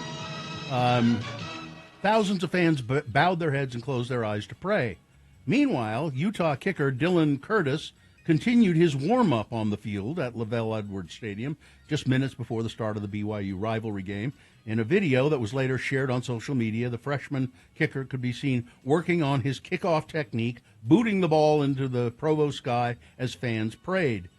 The video prompted backlash when it was posted in the wake of Utah's loss to BYU last Saturday. U.S. Senator Mike Lee drew attention to the Ute freshman, reposting the video and asking, would you say it's poor form to do this during the pregame opening prayer at a religious university? Well, yeah, it is. And I mean, he shouldn't have done it. And he's apologized for doing it. I want to apologize to anyone I offended. I didn't mean anything negative by it, especially I didn't have any harsh intentions. I was just warming up when my coaches told me to warm up. Well, and if he's the kicker and he's the guy who's supposed to be kicking the field goals that went all awry, I think he probably should have been warming up during the prayer, but he's apologized for it. Tyler Robinson attorneys for Tyler Robinson, went to court to make it clear that the capital murder case against their client is between the defendant and the state of Utah, not the Utah County Sheriff's Office. Okay. The defense team for the man accused of shooting and killing Charlie Kirk at Utah Valley University is asking a judge to strike the latest response filed by the state because they say it reads as though it was filed by both the Utah County Attorney's Office and the Sheriff's Office, where the Sheriff's Office has not provided any authority affording it standing to file a pleading in a criminal case, and where the Attorney's Office has made no effort to distinguish its own position from that of the Sheriff's Office. The response should be stricken, the defense motion states. The motion is the latest legal maneuvering as the court prepares for Robinson's next hearing in a week, during which Robinson is expected to be inside the courtroom for the first time. I'm not clear as to what the big problem is, other than I guess the defense attorneys are saying it muddies the waters. You know, it kind of makes things a little murky. You need to be one. Dumb it down for us, Ed. Yeah. Need to be one entity filing the charges. The Trump administration said it's imposing additional sanctions on Russia on their two largest oil companies and calling on Moscow to agree to an immediate ceasefire in Ukraine. The U.S. Treasury Department announced Wednesday the sanctions against Russian-based Open Joint Stock Company, Rosneft Oil Company, and Lukoil, as well as their subsidiaries, are intended to target the Kremlin's energy sector and degrade its ability to raise revenue for the war effort. Donald Trump said, "I'm doing what I can. I've solved 7 wars already." Or maybe it's 8. I want to add another one. I love the poorly educated. So, anyway, sanctions against... I would say taint is a better word, actually. Donald Trump couldn't help but favorably compare himself to George Washington and Abraham Lincoln. Oh, boy. In a rambling speech in the Rose Garden, or the paved-over Rose Garden, on Tuesday. Yeah. Hey, they didn't put out 8 wars. 9 coming, he said. We put out 8 wars, and the 9th is coming, believe it or not. The moment came when Trump began to brag about his Walk of Fame addition to the White House Rose Garden, which features portraits of most of the presidents. Joe Biden's portrait is a photo of an auto pen. He noted the line of presidents goes from George Washington to himself, but sadly concealed that even he would have to rank himself behind Washington. Trump then recalled a person on television who said, there was a person on television who said I was the 3rd best president ever. I was behind Washington and Lincoln. I got extremely angry at that man, though, because, United States. Good Lord. Utah's Winder Farms. The Winder family first delivered milk to Utah homes. Horse-drawn wagons would carry it from their farm to neighborhoods. Drivers would scoop in fresh milk from tall cans into customers' kitchen pans. Mm-hmm. Today, a 6th-generation descendant is trying to revive the brand through a deal with Instacart. James Winder announced in May that he had bought back the company from the second of 2 private investment groups that have run it for about 20 years. He's updating the 145-year-old brand, expanding its online presence, working to allow customers to order via a mobile app, the Instacart mobile milk app. No, it's the Instacart app, and launching new products like whole milk chocolate milk, and eggnog. Oh, they really have done good eggnog over the years. They have. Winder's done. So, but it's interesting that the farms are back in control of the Winder family. When it's available, I try to buy Winder, but yeah, I do too. It's not often. Oh, poor Prince Andrew. No. Why would you say that? He's he may have to be forced to go. Excuse me. Bless you. Go live in Scotland. What? Go live in Scotland. They're going to banish him to Scotland. I imagine the Scots are thrilled about that. He lives in the Royal Lodge with his ex-wife, Sarah Ferguson. Fergie. That's right. Because she can't afford to live. They have no money of their own. The only way they live is at the good graces of the king and the parliament. Yeah. Mm-hmm. And if they decide to take that away, they can do that. Yeah. And they may have to go live in Scotland, which they're not happy about. Poor Andrew. And finally, this. Yes. A 11-year-old boy died of an untreated snake bite in Australia. Now, a coroner said that he likely could have survived the snake bite had he been given medical treatment immediately. Okay. But the boy's father said, "Oh, just go sleep it off." Oh. Now, he thought his son had gotten into some alcohol and was drunk. And so he said, "Go sleep it off." And Apparently, the son had gotten into the alcohol. Oh, he had. That's why he fell off the tractor and then got bitten by a snake when he did. Yeah. But his father thought he was just drunk and said, "Go sleep it off," and he died in his bed. So there you go. All right, weather, traffic. It's 46 right now. Going to be mostly sunny with a high of 63 today. 64 and sunny tomorrow. Saturday, even warmer, although the winds will pick up because that storm system is coming in Saturday night into Sunday. 70 degrees on Saturday. It'll be just beautiful. Let's see. Yeah, and then we have this storm system coming in Sunday night into Monday and much colder through there.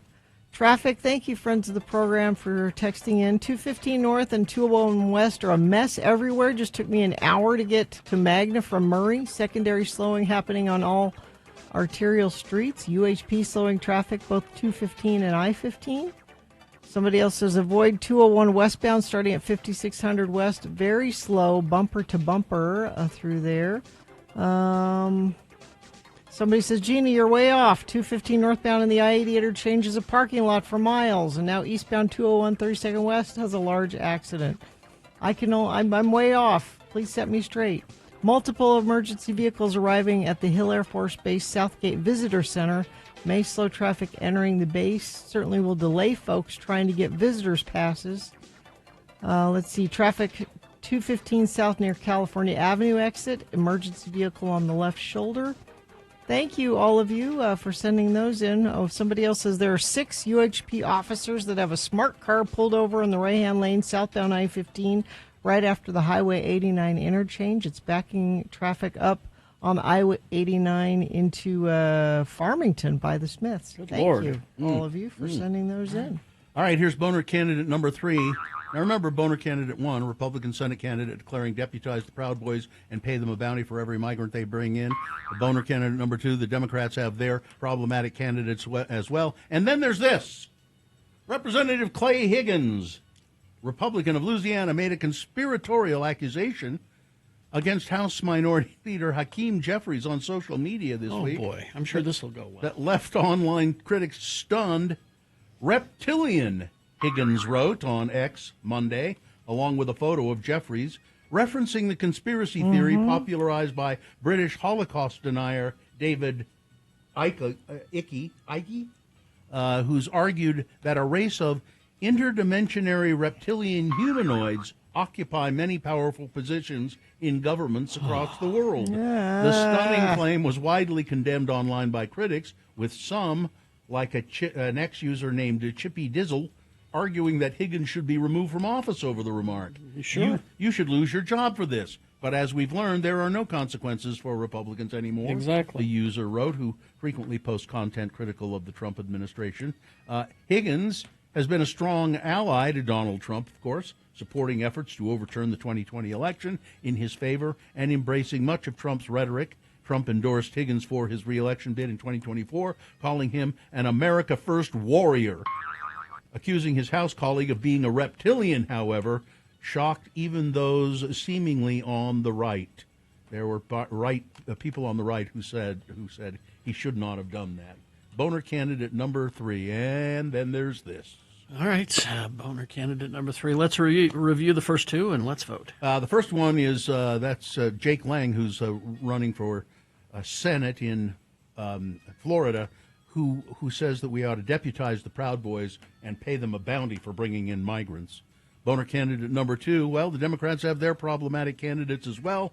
This oyster farmer in Maine who's running on the Democratic ticket to unseat Susan Collins, he had a Nazi tattoo for years and years on his chest. He's covered it up, but he's also made problematic remarks about women and about people of color. And then there's boner candidate number 3, good old Clay Higgins. There he is. Oh, boy. All right, time to vote for Boner of the Day. Which one of these three candidates is the worst? Which one do you think should be Boner of the Day? 1, 2, or 3?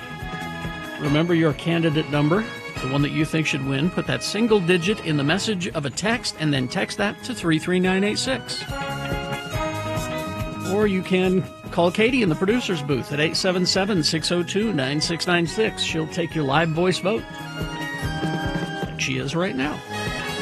Or you can go online, x96.com, look for the box that says Boners, October 23, 2025. Click and vote. If you don't see that box, refresh your browser. It'll appear. Click and vote. Now, as soon as we award the Boner, Victoria will be here with the Real Housewives of Salt Lake update. And we got Beat Gina coming up as well. Stand by. You've got 3 minutes. Let's go. Vote.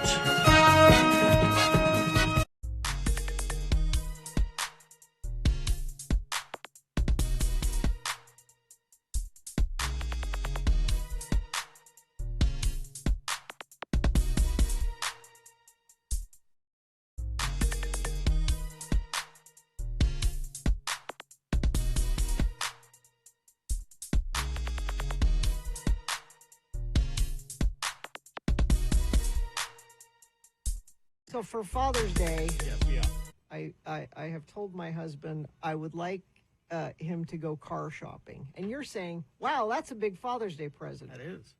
Here's the situation. My husband has been driving this truck. It's a 16-year-old truck. Okay. Oh, no. This is a truck that if I want to ride in it, I can't open the passenger side and get in it. I have to get in the driver's side and scoot over because the door doesn't open. And that's intentional. He planned it that way. And I have a new car. Uh-huh. Joe has not had a new car in But it's not his priority. years. And he, a couple days ago, was at the Whole Foods downtown in the parking structure. Yeah. Bags full of groceries, comes out to the truck, and the truck won't start. Try to get a tow truck in a parking garage, structure. yeah. Good luck with that. That is tricky. He took it in, thought they had it fixed, brought it home yesterday, got in it to drive to go somewhere else, and it died again. I'm like, No, it's time. That should be the final straw. It's time. Yeah, God bless him. He never buys himself anything, and he gets his use out of things, but it's time. But see, Sue's telling me the same thing, that I should get a different car, and I tell her, isn't it nice to not have a car payment? Yeah, first that's of all? and he says that. He's like, the truck's paid for. And I'm waiting for another electric vehicle that is as good as our Tesla.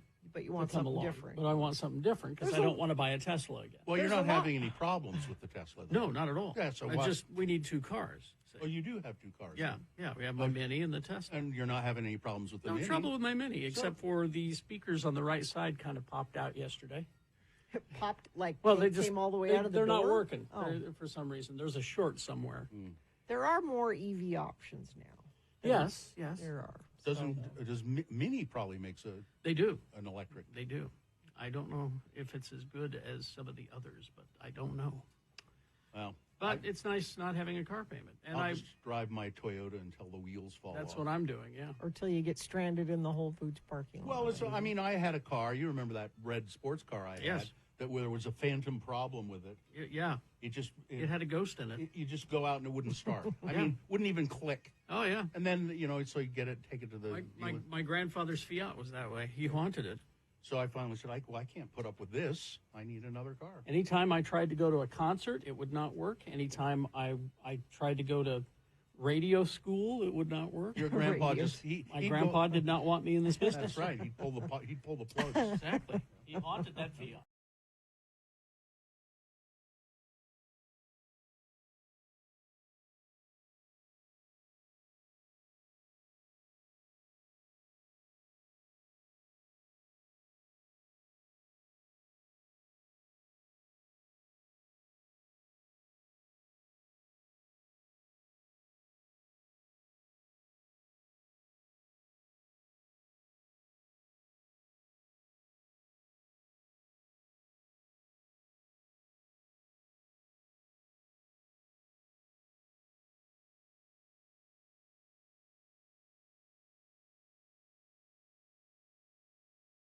X96. All right, so let's award Boner of the Day. And the Boner of the Day is brought to you in part by, I had pot roast and mashed potatoes and some Brussels sprouts. It's good. And Black Velvet Boutique offering fun, sexy gifts, adult toys, lingerie, and expert advice. Black Velvet Boutique open 7 days a week, 595 South State Street in Clearfield. Well, it's coming in a distant second was number 3. Oh, and there's this, Clay Higgins, who used the reptilian, that old trope, against Hakeem Jeffries. Clay Higgins is just dumb. But really a distant second. 3 times the number of votes that. So number 1 got 168 votes. That's 3 times the votes that Clay Higgins got. Number 1 is the winner, Jake Lang, who says that we ought to deputize the Proud Boys and pay them a bounty for every migrant they bring in. Mm-hmm. That's your Boner of the Day for today. October 23, 2025. Now qualified to be Boner of the Week. That'll happen tomorrow when Dave the Flower Guy comes in here at 9:50 and just tells us who Boner of the Week is.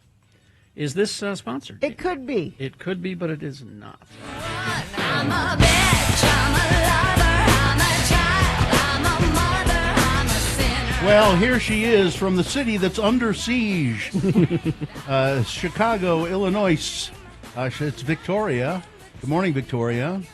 Hello, friends. Where do you live? Right in Chicago, in downtown, or do you on the suburb? I live in a suburb. Yeah, I live in the northwest suburbs. On your way. I live on the other side of O'Hare, which is a good place to be. So, yeah, I have the freedom to come to the city when I'm ready, and I work in the city and then live out there. Yeah. So Victoria's here to bring us our latest Real Housewives of Salt Lake update. What say you? Oh, my goodness. All right. So this is episode 7. It's called Out of Gas, which will be explained later. And then I'm going to recap this episode based on what's going on with Lisa, Mary, and Bronwyn and organize it around that and then give you quotes based on that. Okay. So we're going to start with Lisa, who has definitely been the focus of this season and her horribleness. She really is an awful person. And one of the things that we get first about her is that she feels like there's these communication issues with her and her husband, which were previewed with the psychic reading she got last week. Mm-hmm. And so we get a conversation between her and her husband to talk about this. I'm definitely team John, who is her husband on this, or her husband here. And even while they're talking, she says, we had these communication issues, and she literally doesn't hear him. Like, he's trying to talk to her, and she just keeps talking over him. And he's very, he just sits there and takes a lot of this. And so I'm very curious to see where this goes. But the big thing that's going on is Lisa's horribleness and the way that she and Angie are arguing and going at each other. And then also there's these discussions going on about Lisa digging up stuff on people. And so Heather takes Lisa shopping or goes shopping with Lisa to directly confront her about this. And I think Heather does a really good job of trying to hold Lisa accountable. And I think if anybody can hold Lisa accountable, it's Heather. But it doesn't go well. But Heather does say to her, if she's a mean bitch, then you are a mean bitch. And because Lisa's taking issue with Angie, and she says all the horrible things Angie's saying to her. But Heather says they both go low. And Lisa doesn't want to hear this. One of the things that happened last week when Lisa was screaming at Angie was she said, what about Soup Man? And we got this as a title and as captions, but what we find out this week is that Soup Man was actually Suit Man, because Heather asked Lisa to clarify this, and Lisa says, no, I said Soup Man, but Heather thinks there really isn't a Soup Man, that Lisa's just trying to find something that sticks. Oh, wait a minute, I'm confused. Is there a Soup Man? No. Apparently not. Okay, no. Okay. No, there's no man. There's no man. Okay. But Heather does say if there is a Suit Man, he sounds like he'd be more attractive than a Soup Man, but we'll see. The other thing we get was just the exclamation point on Lisa's horribleness is they're out shopping. So if you go to my Instagram, @JudgyEmpath, I have a picture of this. She has this wad of hundreds, or arguably hundreds. It could be 100 on a stack of a bunch of ones. But she's got this wad of cash that she's waving around and using to gesture and make her point. And she even fans it out at one point. It's so gross. Look at all this money I have. Yeah. I've met people like that. Oh gosh, were they hundreds they were Yep. holding? Yep. Oh gosh, oh my gosh, I've never been that close to that. But it really, and I was talking to my husband about this. We talk about this on our podcast. Like, we've literally never seen this on a housewife show. Like somebody literally waving around cash. So whatever. And then, as I mentioned, there's this storyline that about Lisa digging stuff up, and Heather's trying to convince Meredith that she's the next one to have stuff dug up on her. All right, we'll So get to the next- gas. Oh, yes, let's get to gas. So Mary's mad at Angie, and the reason she's mad at Angie is she says, "You kept making fun of my fart." What? What? So go to my Instagram. I have a pic posted of Mary saying this. And what happens is we get this flashback to where Mary and Angie and Bronwyn were hanging out at Angie's house, and Mary casually says, "I don't know why I am farting," and she just is sharing this moment. But then Angie won't let up. And so she keeps teasing her about her farts. And then she starts comparing her farts to the dog farts because Angie has a dog. God. And Mary says, "I eat healthy. My farts don't come out like that." She means like dog farts. They're totally different farts. This They is a are. classy Well, I show. mean- I This mean- is such a classy show. I mean, a dog fart really is bad. It is bad. Yes. I don't disagree. And so Mary says, "Well, next time I won't tell you when I fart." So You don't anyway, have to- I you think don't- that's you a don't good good rule of thumb. But you don't have to tell anybody. The smeller's the feller. Yeah. It's just, and you just casually walk away if it's too much. Exactly. Yeah. And then one of the things that's coming up next week is the women are going to go on a girls' trip on the super yacht.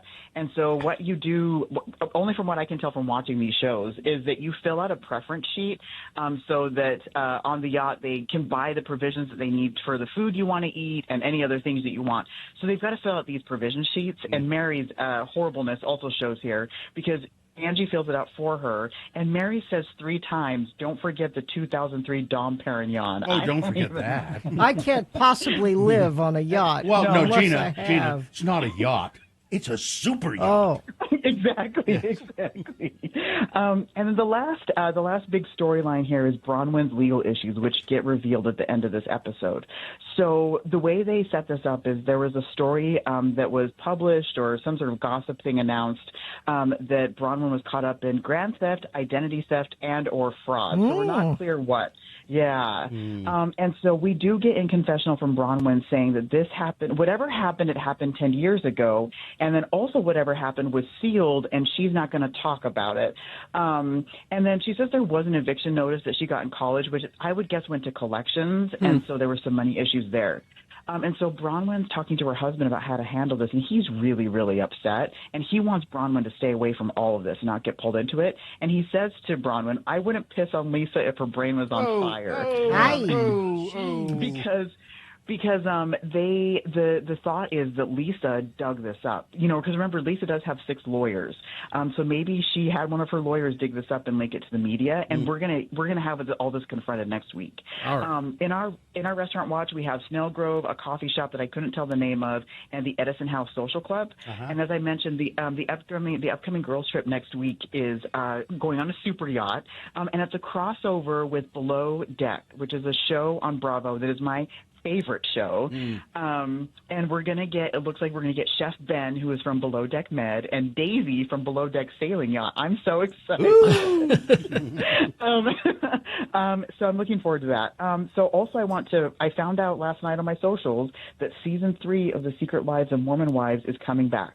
So we're going to have a meeting to discuss, should I do these recaps back to back, or should we finish out Housewives and we just keep this segment going through the spring with Secret Lives? So That anyway. might be the way. Yeah. Yeah. And and then Heather has a docuseries coming, The Real Housewives of Yes. Salt Lake City. She has Surviving Mormonism with Heather Gay. we might need you to look at that. 3-part docuseries that starts November 11th after the episode of The Real Housewives of Salt Lake. So it comes on I'm right really after. looking forward to that. All right. Yeah, I'm really looking forward, and I like Heather. I like her takes on things, so I'm looking forward to that. And then I do want to let you all know I'm going to prison next week, What? and so I need to move my recap to Friday on Halloween. And so if I have stories from prison, I will tell you. But I'm really looking forward to that. Okay. Now, Victoria's an attorney. She's an attorney. Yes. You're not being incarcerated. Let's You're- get No. let's get the drinking game I like and saying that. and All call right. it. All right. Well, time of death. All right. So our drinking game this week is farting around. You're going to take a drink each time someone says fart. I lost track of how many times they say it. It's somewhere between 10 and 17. Fart. So it's in the middle of the episode, and so plan your drink accordingly. And, what did you say? The smeller was the smeller's the feller. The smeller's the feller. Yeah.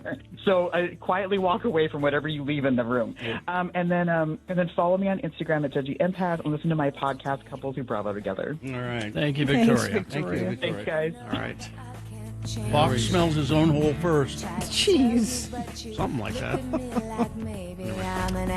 All right. Traffic, please, Gina. Well, the delays from West Valley, 35th South through North Salt Lake, North Temple along northbound I-215 West just are horrible. Drivers should plan extra travel time this morning. Avoid that whole area if you can. Lots of friends of the program saying I-80 eastbound exit at 215 North is at a standstill, stops unexpectedly.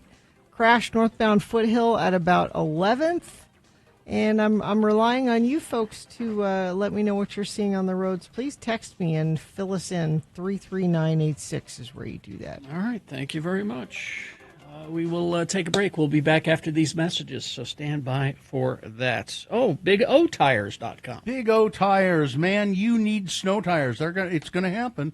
The roads are going to get slick and slushy, and you will really wish you'd gotten snow tires at Big O. So why not do it now? Beat the lines. They get $120 off select sets of 4 winter snow tires now through November 9th. I do not like driving in winter conditions, and the winter tires really do make me feel better.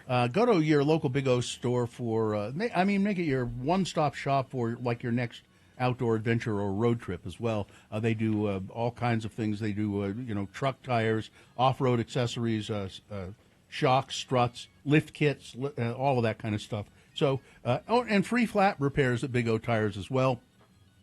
Oil changes, and Big O knows that these things can be an unexpected expense, so they offer no credit needed financing at Big O. You can make an appointment online. Go to BigOTires.com. They are the team you trust.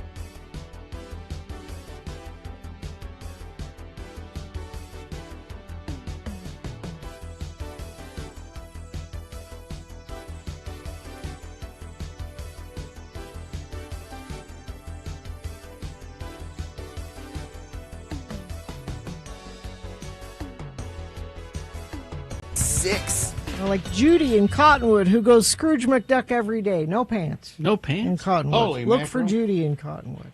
All right. Let's see, 8:02 right now. So what is this? Well, I was telling you how the other day I went to Costco, and I had a cart full of candy. I was getting my Halloween candy, and they had a display for Dubai chocolate, which I grabbed 3 bags of it. Now, according to Wikipedia, it is a style of chocolate with pistachio cream inside of it. That's what this And is? then like a chopped, it's almost like a Kit Kat. It kind of has a little flaky, crunchy taste to it. Chopped phyllo pastry. Yeah. And so I was telling you guys about it, and I thought, okay, next time I go to Costco, I'll get another bag and bring it in. Now, I happened to be at Costco again yesterday. Oh. And so I went to the area where I had got it just a couple days before, and it was gone. Now, Carrie, you said Sue went and got some. Yeah, she went and got 3 bags, apparently. So maybe it was, but there were only I'm a surprised couple. you two didn't run into each other, honestly. Only a couple days before, there was a huge display of it. Well, that shows you the power of radio. People are doing what I did, which is as soon as you see it, because you're worried it's going to go away, You buy a bunch of it. So I was going to bring a whole bag in today. So I want you guys to know that I dipped into my own stash of Dubai chocolate to bring you a taste of it today. What? This is what. What's the difference between doing that and buying another bag? Because I would have bought another bag to bring in here, so I didn't have to use any of my own stash that I had. Because it doesn't. It's not always available. That makes you sound awfully greedy, you know. Greedy? I brought you a gift of chocolate. Thank you. It's delicious. Did you try it last night, Carrie? Oh, yeah. Well, we've had it before. You've had it before. Yeah. But Bill, is this the first time you've had it? Yeah, I've never had it. It's different than. It's certainly different than any chocolate you could just go and buy at a grocery store. Yeah. You know, it's. I won't follow. Of course, I'm not a big candy person, so. But You're not going to run to Costco and get. No, I won't. If someone offers me some Dubai chocolate again, if you dip into your own stash. But we were talking about how when you go to Costco, you can't always count on them having everything all the time. Yeah, and I've never been quite clear why that happens. You know, why they suddenly stop carrying something that you bought for a long time there, and then it's gone. I don't know. Well, it's delicious, and I think it's the power of radio that caused did that. it You to- talked about it on Yeah. the radio, and everybody went to Costco. But these can't be Halloween candy. You can't. Kids won't appreciate these. No. Oh, they might. They might go, oh, this is so good. I don't want any of this other junk. I mean, it really is way a cut above. Yeah. Higher quality, yeah. You know, any little. I think if you're going to have it candy, get the good stuff. Get the good stuff. Meanwhile, give away the bad stuff for Halloween. Kids don't care. Well, which is what we did. But this is a cut above a Reese's, or a cut above a Kit Kat, or a. That's what I'm That's saying. what I'm saying. Well, but Gina, you just said, if you're going to have candy, eat the good stuff. I've seen you plow down a Reese's peanut butter. Well, my point is, this is just not available all the time. So, you know. So you have to make do? Is that what it is? Yeah. I have to make do. To make do with it. Let's see. I've had the Costco Dubai chocolate. Pirate O's has the best. Oh, okay. Dubai chocolate, but it's $10 for a little bar. $10. How much is a bag of these? Yeah, how and much how are many these? how many are in it? I mean, it's a pretty big bag. And Well, it it's was, Costco. And it was like $20, I think. I don't know. But Well, now I've had it, and I'm looking at pictures of other Dubai chocolate. Oh, there's a Dubai chocolate flavored ice cream. Ooh. oh yeah, someone was saying that Costco has Dubai chocolate ice cream sandwiches. Well, oh my, yeah. Those would be good. Oh, What? Really? Mm-hmm. I'll take back all the Dubai chocolate and get the ice cream sandwich. Ice cream sandwiches, yeah. I'm not sure. I'm just wondering where this came from initially. I mean, who did this? It's a British Egyptian engineer living in Dubai. I knew there was an Egyptian element to it. At the time, his wife was pregnant, and through her food craving, she came to imagine a combination of chocolate, pistachio, tahini, and Knefa? I think that's the phyllo dough part. Knefa, which is, it says it's a Middle Eastern dessert made of kadayif syrup and a soft cheese. Well, thanks. So his wife developed it. And it became a social media thing. Like, it really took off there. Trav the Trash Man says, I fail to see the appeal of Dubai chocolate, and it's so expensive. It's just a little, it's not something you eat all the time. Yeah. 7-Elevens are carrying Dubai chocolate bars now. I mean, this was good, really good, but it, But what? Why does there have to be a but? I mean, it just. Why can't you just enjoy it? I did enjoy it, but I'm not craving it. I'm not. What are you craving right now? You don't want to know. Yeah, I do. No, you don't. Now I really want to know. No, you really don't want to know.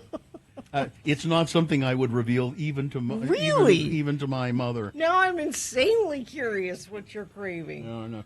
Dubai chocolate was $22 a bag. Yeah, that's something. That's pretty expensive, really.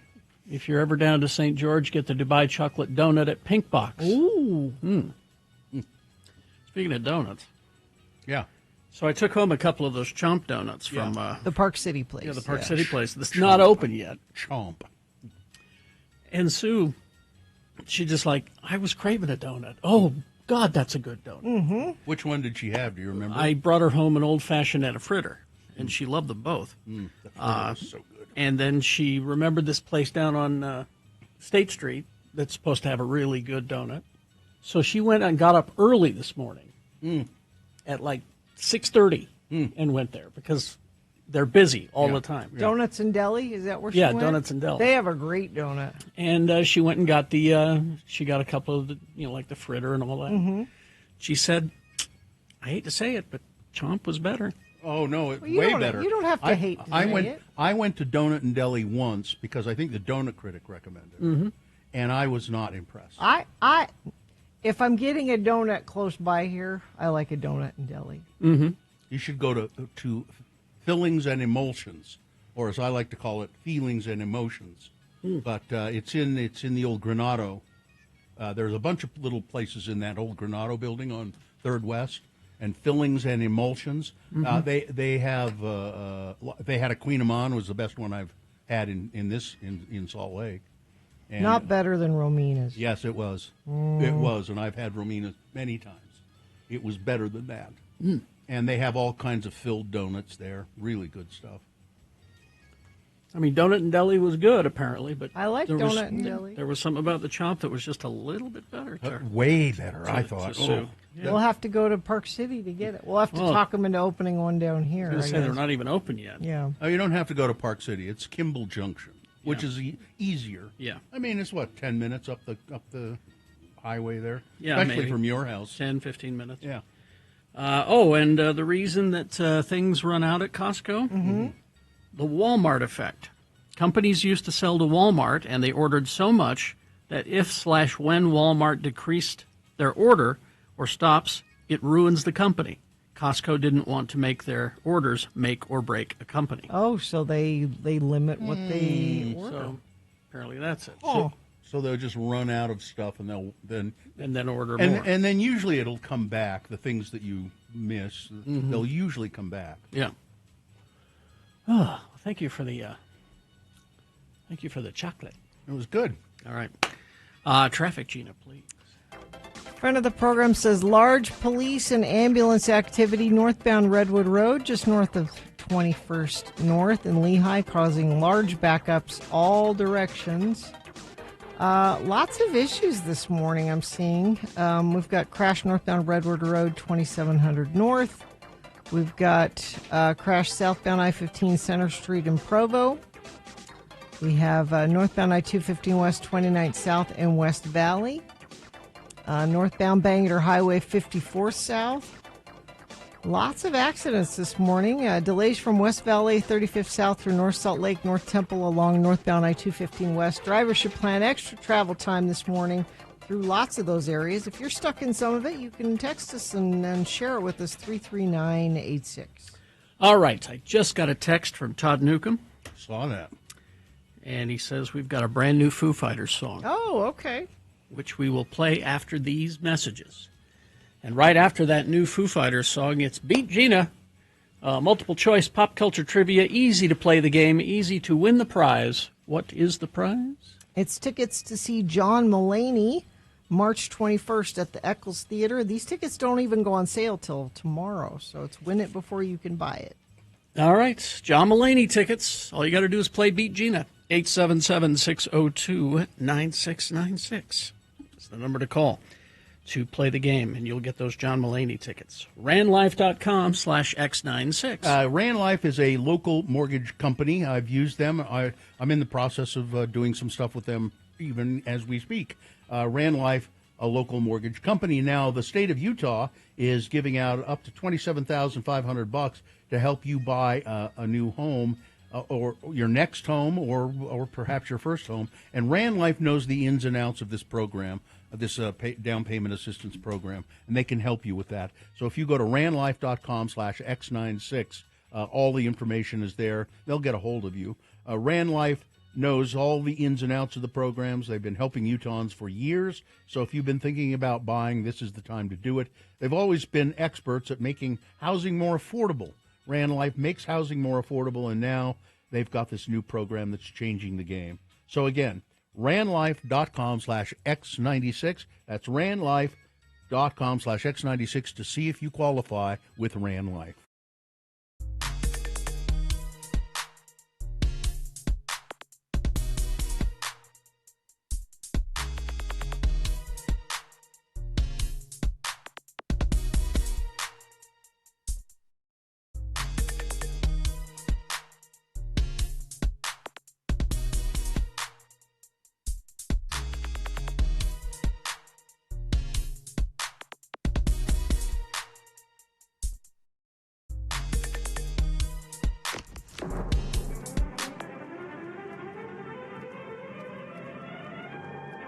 It's often said that the people of Utah speak a language all their own. It's a language that's often confusing and even incomprehensible to newcomers here in the Beehive State. So, Radio from Hell presents a handy guide to help everyone understand how the natives speak. It's the Utah word of the day. And today's word is... Snuggly.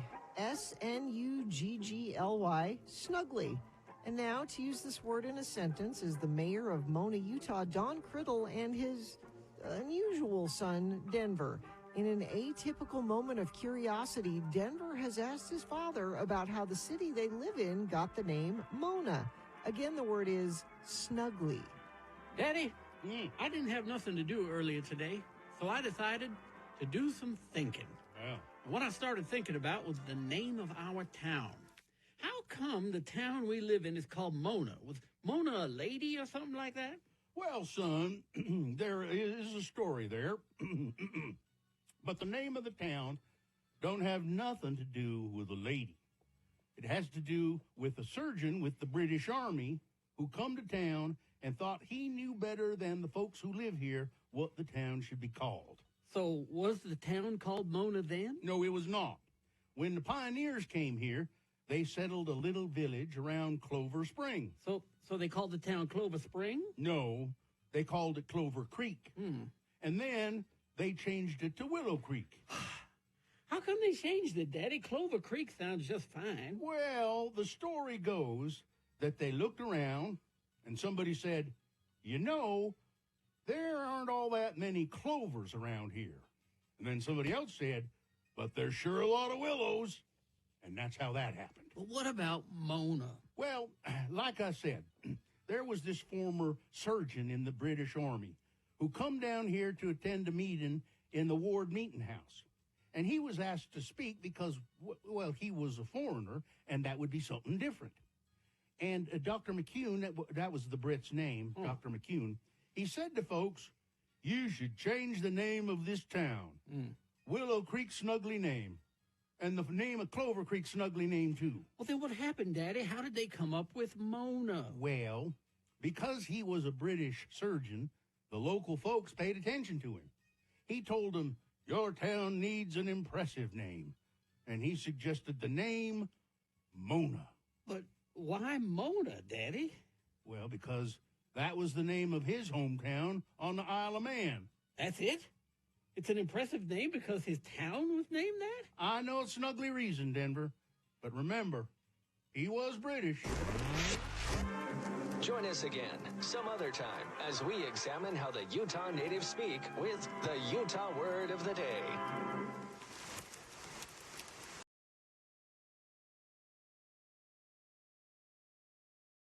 Oh, email of interest I have here. Oh, is it of interest? It is, really. Email of interest. There was a boy, a very strange, enchanted boy. That's Kyle Brown, the very strange, enchanted boy.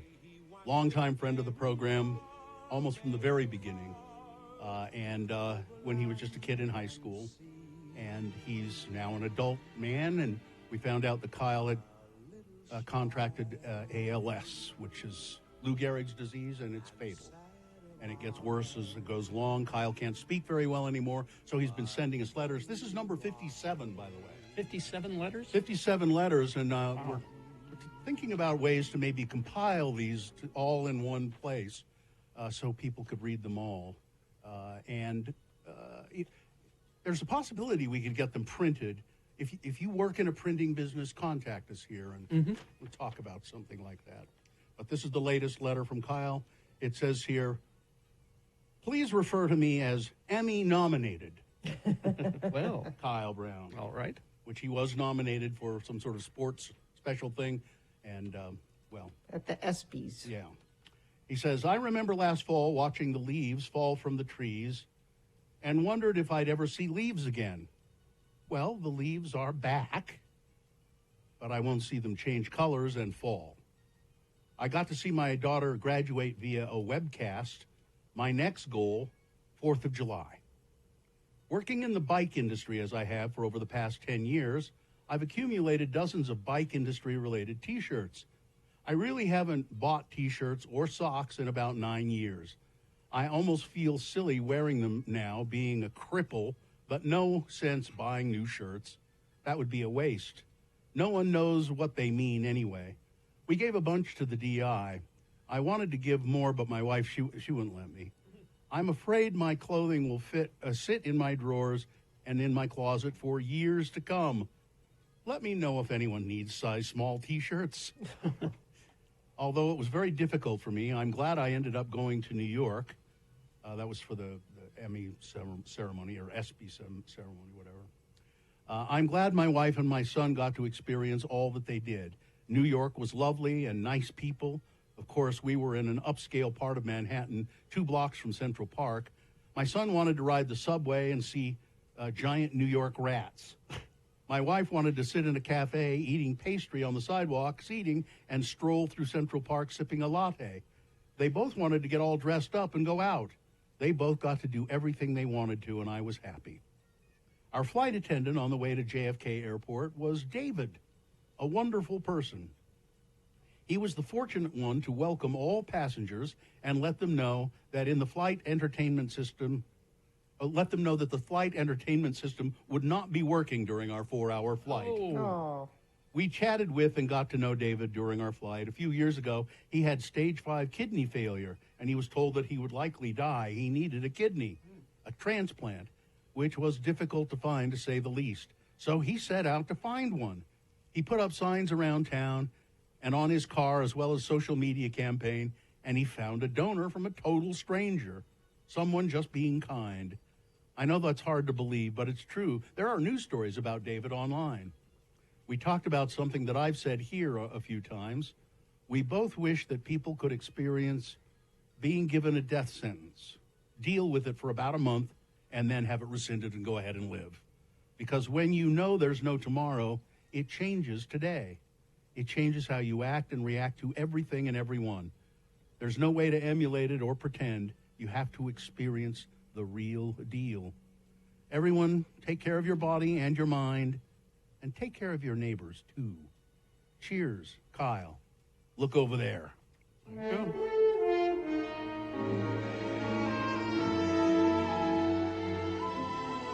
And we'll figure out a way to get all these letters either published or... They'll be available in one form or another. And we should make it a fundraiser of some sort. I talked to Kyle's wife about that, and she's not necessarily in favor of that. Oh, okay. All right. Well, we'll work it out. Let you know.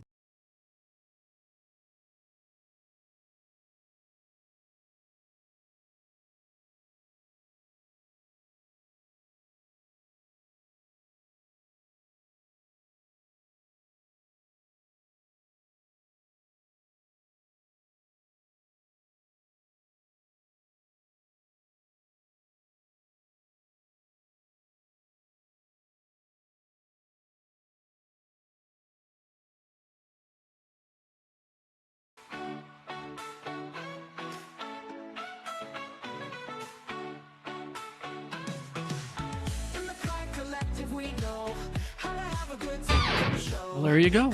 Brand new Foo Fighters. I approve. You approve? They've announced their 2026 stadium tour in conjunction with that new song.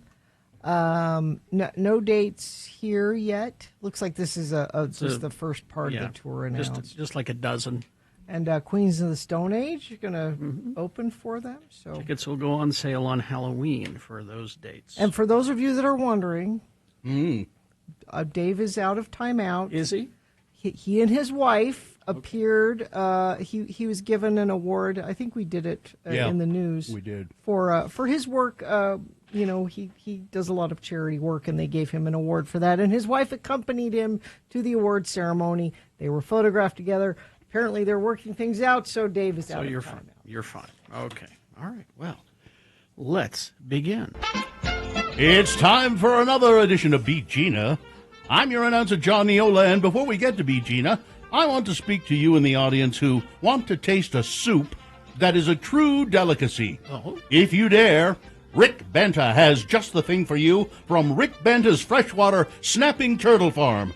You can't make a true New Orleans turtle soup without the real thing. Well, Rick Banta provides the finest boneless farmed freshwater snapping turtle meat, just like the kind served in the French Quarter's most famous restaurants.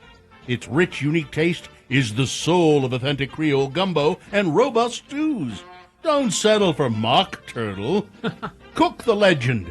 Get your premium farmed turtle meat and cook like a New Orleans native.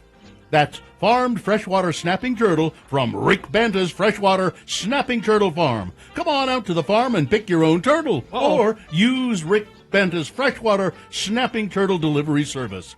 Rick Benta's Freshwater Snapping Turtle Farm, number 60606 on the old highway just south of town.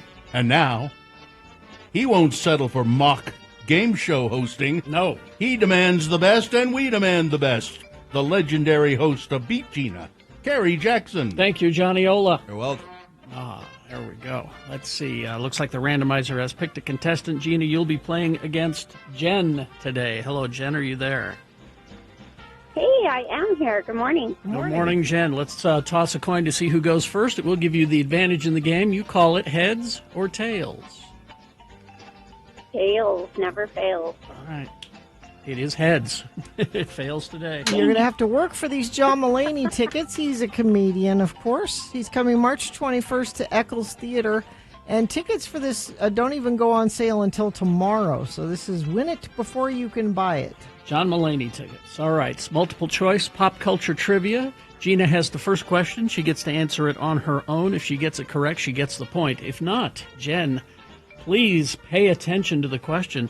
I'm going to turn it over to you and let you answer it correctly and steal Gina's point away. All right, we'll go back and forth till one of you gets 3 points.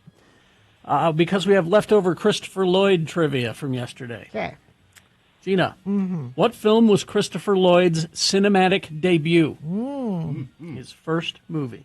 Was it 1, The Texas Chainsaw Massage Therapist? Was it 2, The Fast and the Furious Roomba Drift? Was it 3, Going South with Jack Nicholson? Or 4, One Flew Over the Cuckoo's Nest with Jack Nicholson? See, now I wonder if you're tricking me or not. Because I know he was in One Flew Over the Cuckoo's Nest, but maybe he was in one before that with Jack and... I'll go with number 3. Going South? Yeah. You tricked me! I did. Jen. Well, I'm going to go with the last one then. There's other. One Flew Over the Cuckoo's Nest. Yes, there you go. Yeah. That's a point for Jen. She controls the question. You could go up 2 zip here. Jen, in 2018, he played the role of a traffic officer in what? Was it 1, a commercial for Fiat automobiles? Was it 2, in 3 episodes of the 12 Monkeys TV series? Was it 3, Day of the Artichoke? Or 4, Dude, Where's My Keys? I'm going to go with the Monkeys. 12 Monkeys series, I threw that in there to throw you off. He was in that, but he did not play a traffic officer. Oh. Dang it. So it must be a Fiat commercial. Fiat commercial, yes. Gina, you're back in the game. It's 1-1, and Gina controls the question. Gina. Yes. He has lent his voice to various animated projects. Okay. One of those projects was what? Is it 1, Next Stop Christmas? Was it 2, Anastasia? Was it 3, Permanent Nap Time? Or 4, The Blair Warner Project? I really enjoyed that last one, Carrie. Nice work. Just for you. I will go with Next Stop Christmas. I made that up. All right, Jen. Jen? Oh, okay. We'll go with 1. That's the That one was the one that she... Yeah. Say 2, Oh, Jen. sorry. Say 2. Say 2. 2. Anastasia. Anastasia. Well. That was the one about that little bat. The little I think. bat, yeah. All right. Oh, It's Jen, you have 2 points, and you have the question. You could win on this one. All right, Jen, what music video did he make a cameo in that added popularity to the song? Music video. Was it 1, Anarchy Means Crossing When It Says Don't Walk by TISM? Was it 2, F You and Your Cat by Goldfinger? Was it 3, I Can't Drive 55 by Sammy Hagar? Or 4, The Power of Love by Huey Lewis and the News? Oh, goodness. Power of Love. Correct. And Jen wins the game. Wow. Just like that. Way to go. What did she win? I'm the winner. You won tickets to see comedian John Mulaney live at the Echo. Oh, that'll be fun. That'll be a good show. Hang on the line there, Jen. I've got to get home. Mrs. Zola's got a hot piping bowl of freshwater snapping turtle soup for me. Ooh. All right, big boy news now. Brought to you by Laser Halloween is lighting up the night. Hear Thriller, Ghostbusters, and more in a bewitching show for all ages. Tickets are on sale at Clark Planetarium through Halloween. Don't miss this frightfully fun time. This just in, Soft Cell star Dave Ball, pioneer of the synth pop sound that came to define the 1980s, has died at the age of 66, the band has confirmed. The electronic musician, I don't believe he was electronic. The musician who specialized in electronic music. He scored a #1 hit with the band's famed cover of Tainted Love. He died in his sleep at his home in London on Wednesday, just days after they completed what will be the final Soft Cell album. Bandmate Mark Almond described him as a wonderfully brilliant musical genius, added that he wished his musical partner would have stayed on long enough to celebrate our 50 years together in a couple of years' time. Almond said, "It's hard to write this, let alone process it, as Dave was in such a great place emotionally. He was focused and happy, and with the new album, we literally completed it just a few days ago. His tunes and hooks are still unmistakable. Soft Cell, yet he always took it to the next level, too. He was wonderfully brilliant musical genius," said his musical partner. And basically, Soft Cell was the two of them. Mm-hmm. And they, they would add people as needed. But So there you go. And Barbie, Mattel is releasing a second Barbie doll modeled on Fleetwood Mac singer Stevie Nicks. And it sold out already. Oh, did it? Yeah. The Stevie Nicks Belladonna Barbie doll marks the 43rd anniversary of the singer's debut solo album, Belladonna, which included Edge of 17 and Stop Dragging My Heart Around. The doll features Stevie Nicks with the iconic flowing white dress. I don't know if you can see her. There's so many scarves. Oh, no, there are not too many. That's good. That's a nice looking. Yeah, apparently it was on sale for just a few hours. It sold right out. And that's the second Stevie Nicks Barbie. As a roaring machinery tore down one side of the White House, Donald Trump acknowledged yesterday that he was having the entire East Wing demolished to make way for his 90,000 square foot ballroom. A striking expansion of a project that is remaking the profile of one of the nation's most iconic buildings. Trump was unsentimental as news of the demolition spread. Well, it was never thought of as being much, he said of the East Wing, which was home to the very First Lady's, or which was home to the First Lady's office and spaces used for ceremonial purposes. It was a very small building. The process of tearing down the East Wing was expected to be complete as soon as this weekend, two senior administration officials said, as Trump moved rapidly to carry out a passion project that he said was necessary to host state dinners, Gina, and other events. And, you know, when they play YMCA and he can do his little dance. And when the ultimate fighting happens. But the previously unannounced decision to demolish the East Wing was at odds with Trump's previous statements about the project and underscored his intention to blast through the sensibilities of everybody in Washington and continue putting a lasting imprint on the White House. He doesn't intend on leaving, and he wants a palace that is fit for King Trump. Speaking of tearing things down, for years, black students at Brigham Young University have used the same words to describe how they felt walking into the administration building on campus that's named for a noted slaveholder. Oh, yeah.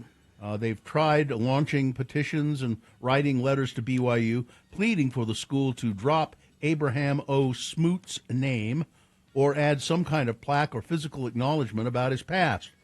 The private university's administration has not taken action on the matter, but now, after a decade of pushing, it seems those pleas could be indirectly answered. The school announced earlier this month that because of its age, it plans to demolish the Abraham O. Smoot administration building that was originally constructed in 1961. That work is expected to be done at the end of December. Next, BYU will start work on a new building to replace it. It's expected to be done in the fall of 2028. The Provo school declined to say if it would keep the Smoot name on the new building. BYU spokesperson Audrey Perry Martin said, at this point, we don't have any additional information about the name of the building. A plan to build a nearly 90-foot hotel next to one of Salt Lake City's more popular parks received a key endorsement opposite an onslaught of negative comments during a lengthy meeting over the proposal. Members of the Salt Lake Planning Commission voted 7-1 last night following a debate of their own about the benefits and constraints tied to a rezoning request needed to move the project forward. I think to better build communities, it's actually more beneficial to have two sides of the street and the four corners of the street zoned similarly, said Commissioner Brian Scott. John Potter, CEO of Magnus Hotel Management, unveiled his vision for a 7-story boutique hotel next to Sugar House Park. That's where the old Sizzler was. Mock-up of it right there at x96.com/live. Where are you going to park? Yeah. Well, I really don't know. Underneath. Oh. They'll dig parking garage underneath. The 145-room plan would feature ground-level retail, as well as massive meeting and event spaces, a rooftop restaurant overlooking the park, and a 180-stall underground parking garage. We mentioned this earlier, but Lagoon has announced they are retiring the Jetstar 2 roller coaster, the Roly Coaster.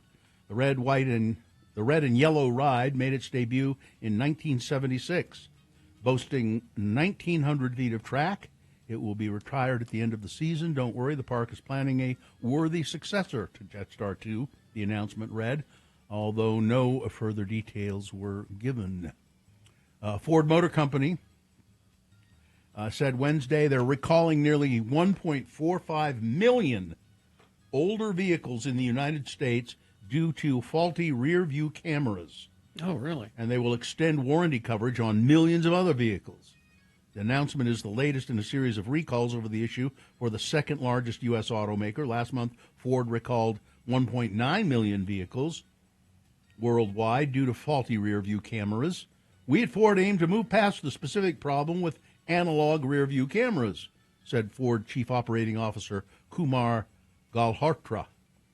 The new recall comes after the National Highway Traffic Safety Administration in October 2024 opened a probe into rear camera issues involving 36,000 2019 Ford Flex vehicles and other models. So if you have a Ford, you'll get a recall notice in the mail and take it to the dealer. The Utah Supreme Court has rejected a project that proposes to take water from the Colorado River in Utah and pump it hundreds of miles across Wyoming into Colorado. In a unanimous decision, the state's top court sided with the Utah State engineer who rejected Water Horse Resources' application to take 55,000 acre-feet of water from the Green River, a tributary of the Colorado, and pump it to the Fort Collins, Colorado area. In a very technical ruling, Judge Diana Hagan wrote that Upper Colorado agreements do not preempt Utah laws governing water exports, and that the company hasn't shown enough that water taken out can be put to beneficial use in Colorado. Let's see. Oh, there was a Gerke thing here I wanted to mention. Good morning. I'm Robert Gerke, it says. Today and tomorrow, I'll be parked at the state courthouse watching competing sides in Utah's redistricting lawsuits slug it out over whose new congressional map is the best.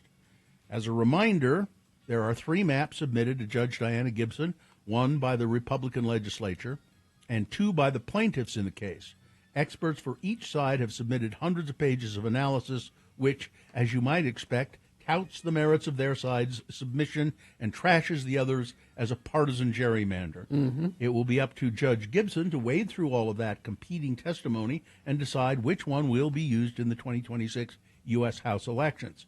She's also got to decide whether a law limiting which metrics she can consider is, as the plaintiffs argue, a backdoor attempt to repeal the Better Boundaries Initiative, which the Utah Supreme Court has already said cannot be arbitrarily undone without violating citizens' constitutional right to the initiative process.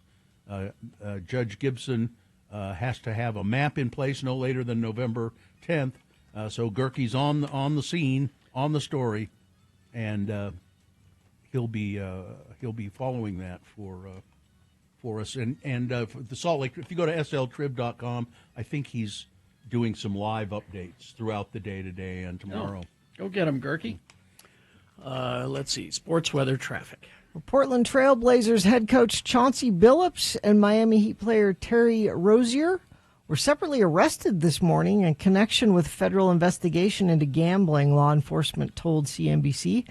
Former NBA player Damon Jones was also arrested in Las Vegas as part of the investigation, an FBI spokesperson said.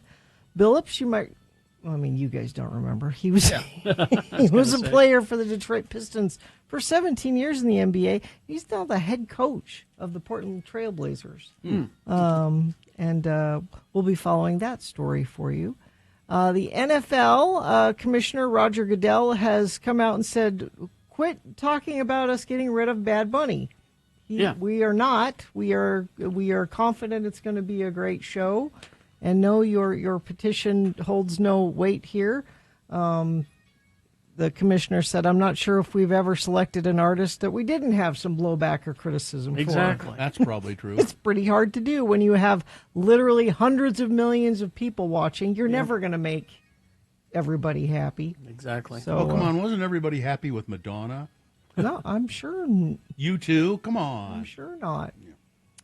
And the Jazz won last night. That was exciting. They beat the Clippers. The Mammoth play on the road tonight against the St. Louis Blues. And Real Salt Lake, their season is finished. They lost to Portland last night 3-1. That's your sports. Weather, 46 right now. Going to get up to a high of 63 today. Mostly sunny skies. Tomorrow, slightly warmer. Saturday, even warmer than that. Partly sunny and 70 expected for Saturday.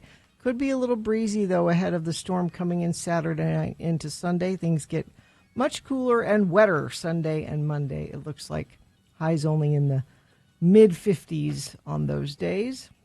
Traffic, let's see.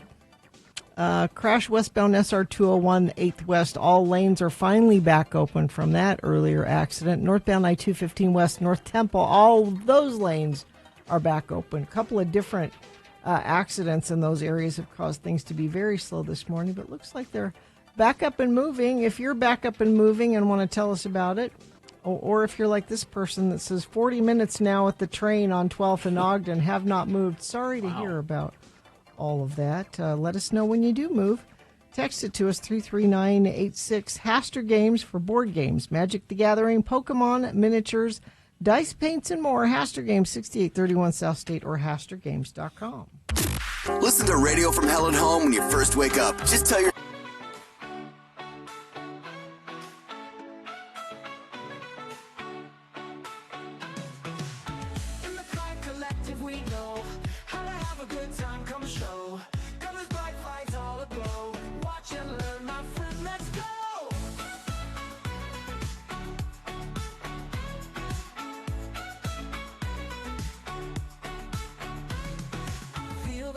It's in your soul.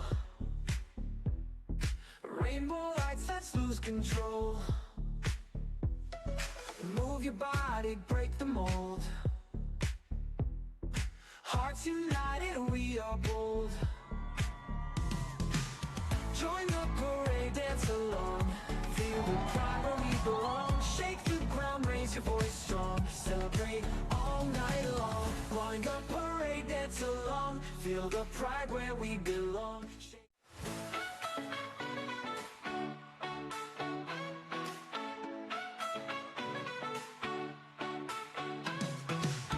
In the Clyde Collective, we know how to have a good time. Come show. Colors, bright lights, all aglow. Watch and learn, my friend. Let's go.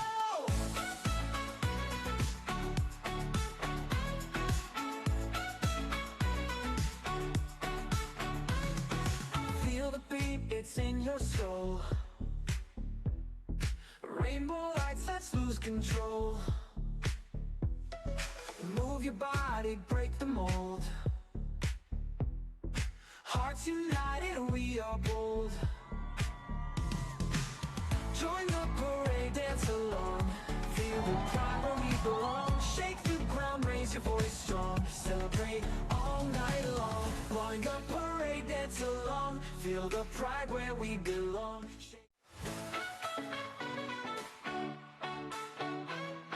So the conversation the other morning was about Conway Twitty. Yes. Right.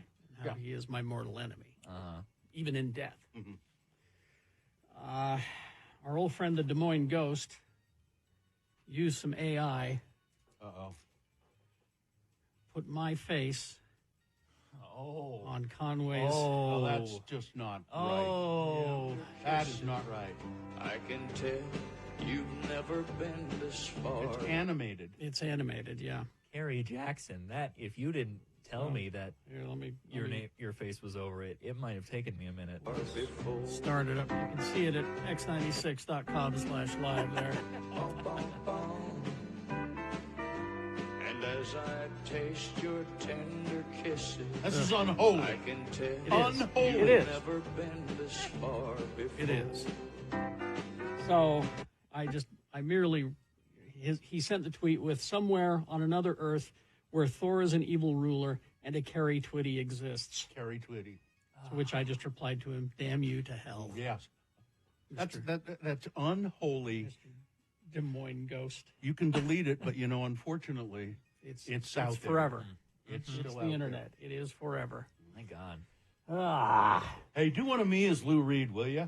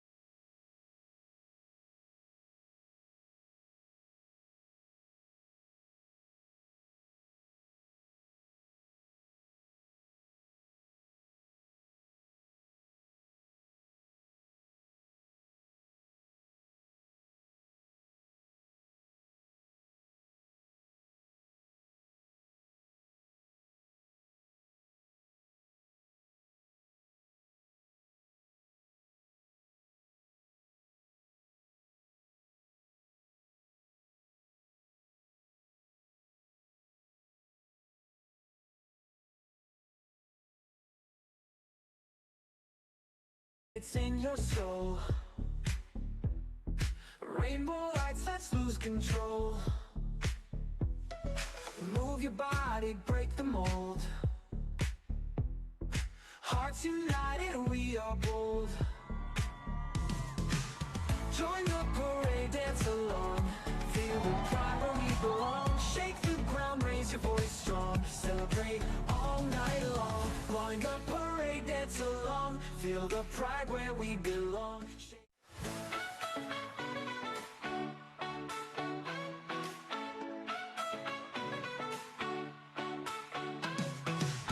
In the Pride Collective, we know how to have a good time. Come show. Colors, bright lights, all aglow. Watch and learn, my friend. Let's go.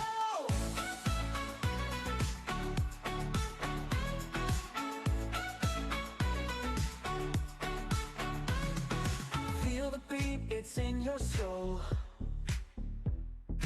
Rainbow lights, let's lose control. Move your body, break the mold. Hearts united, we are bold.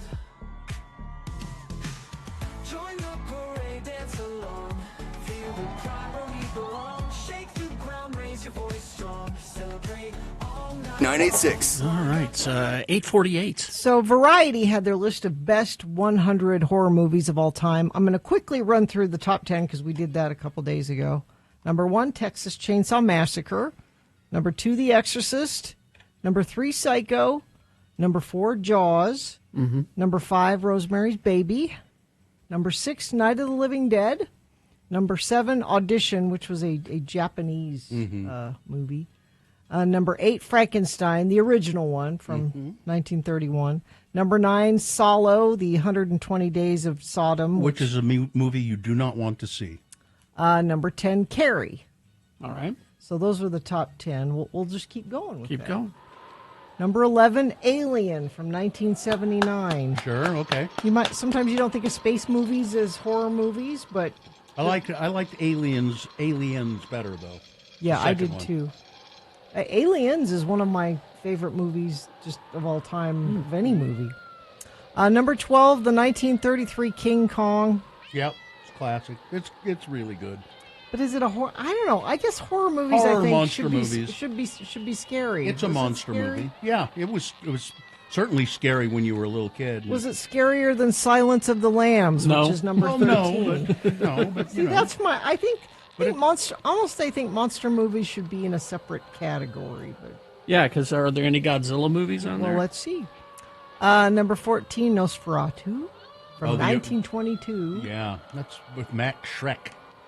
Number 15, Don't Look Now. I've never seen Don't Very Look Now. scary and one of the sexiest scenes you'll ever see. Donald Sutherland and Julie Christie getting it on in a hotel in Venice. Oh. Most of the movie takes place in Venice, and it's just great. Number 16, I think this should be higher on the list, Halloween. Okay. Yeah. And which is playing at Salt Lake Film Society, Broadway Center Cinemas this weekend. Number 17, Diabolique. Haven't seen it. I know of it, but Yeah. It's obviously French. Let's see. Number 18, The Shining.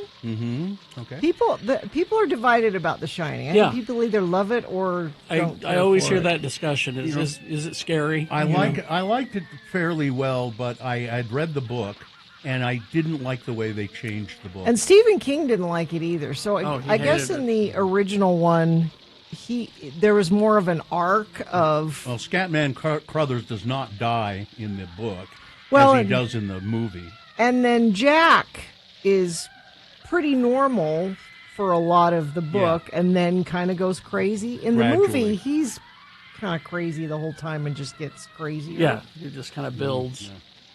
Let's see. 19, The Mummy. This is the original Mummy from 1932 with Boris Karloff. Very atmospheric. 20, Get Out. Oh, yeah, very good. Jordan Peele's Get Out. 21, Black Sunday. I don't know Black Sunday. that's a Peter Cushing and Christopher Lee, I think. It's looks like it's a witch. A witch. Number 22, Carnival of Souls. Is that filmed in Utah? Yeah, out at Saltaire. Yeah, that's what I thought. It's pretty creepy. 23, Dawn of the Dead, 1978, George Romero. I think that was my favorite of the Dead movies.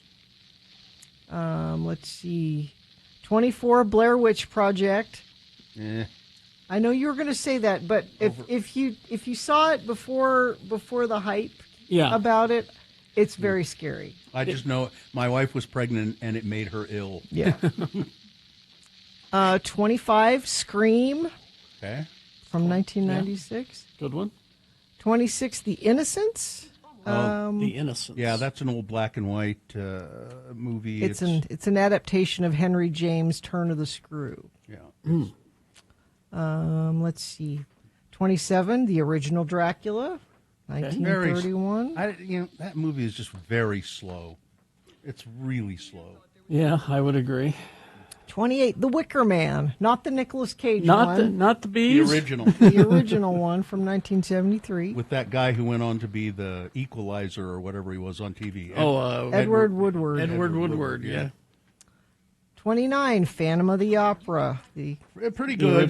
The original, The Silence, pretty damn good. Yeah. 30, Eyes Without a Face. I thought that was just a Billy Idol song. No, that's where they took the name of the song. Who's in that? Let's see. It's Pierre Brasseur. Oh, it's a foreign film? Yeah, it's a foreign film. Foreign film. Number 31, Ringu, which was the inspiration for The Ring. Yeah, but it was the original one for that. They're both pretty scary. Mm-hmm. Number 32, Robert Mitchum in Night of the Hunter. Yeah, It says this is not a conventional horror film, but it's a malevolent force who leaves prison with a plan to wed and murder his cellmate's widow. That's a good premise. Yeah. Oh, Yeah, okay. it's pretty creepy. Number 33, M. It's a German film. Oh, that's Fritz Lang, and that's the very first movie that Peter Lorre was ever in. He plays a child killer. Yeah. And Fritz Lang chose him, he said, because you think of Peter Lorre as this horror movie, He said, it was Peter Lorre's first movie. He was really young, and I chose him because he looked so innocent. You despise me, don't you, Rick? Rick.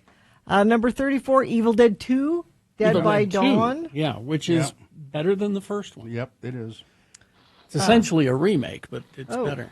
Yeah. Number 35, the original Invasion of the Body Snatchers, because they redid that one That too. is a good one. I saw that movie when I was a kid on TV, really young, and I couldn't sleep for 3 or 4 days. It was so scary.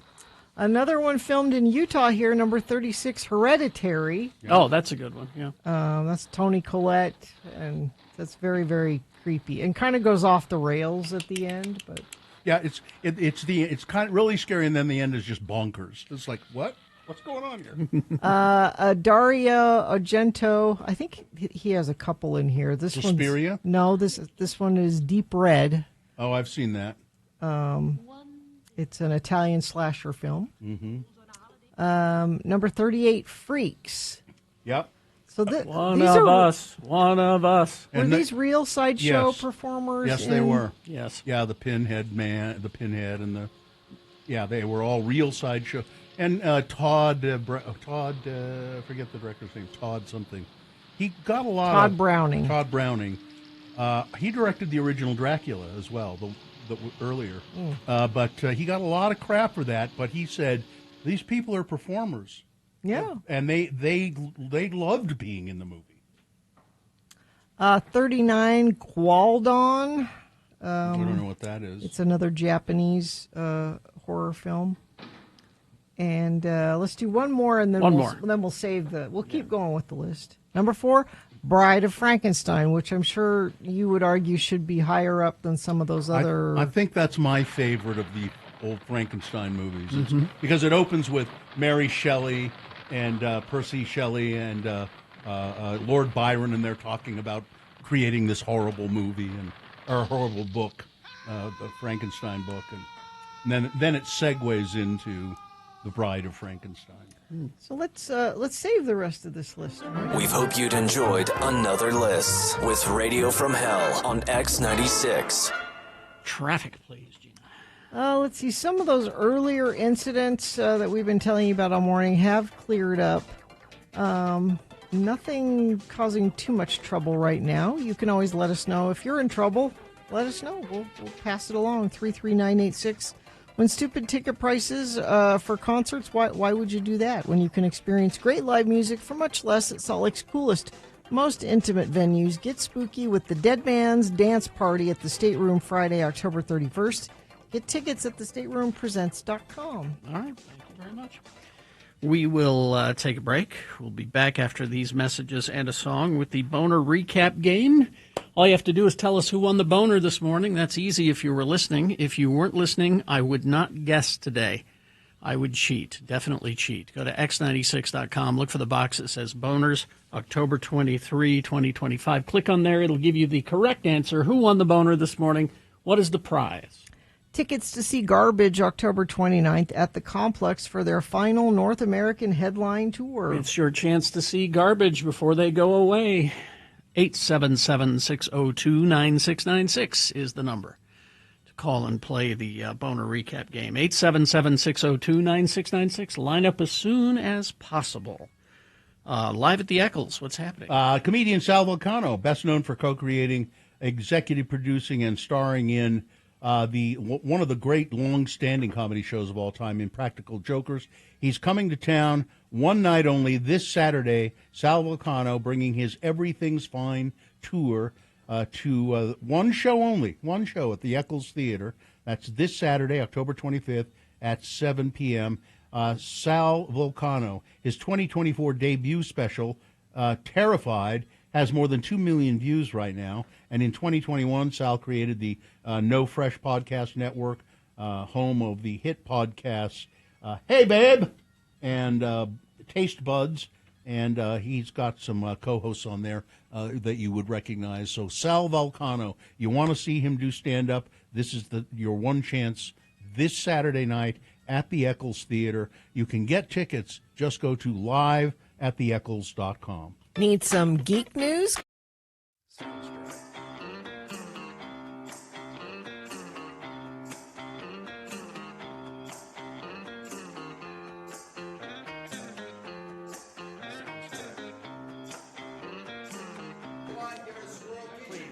Don't call this day drinking. This is refined. This is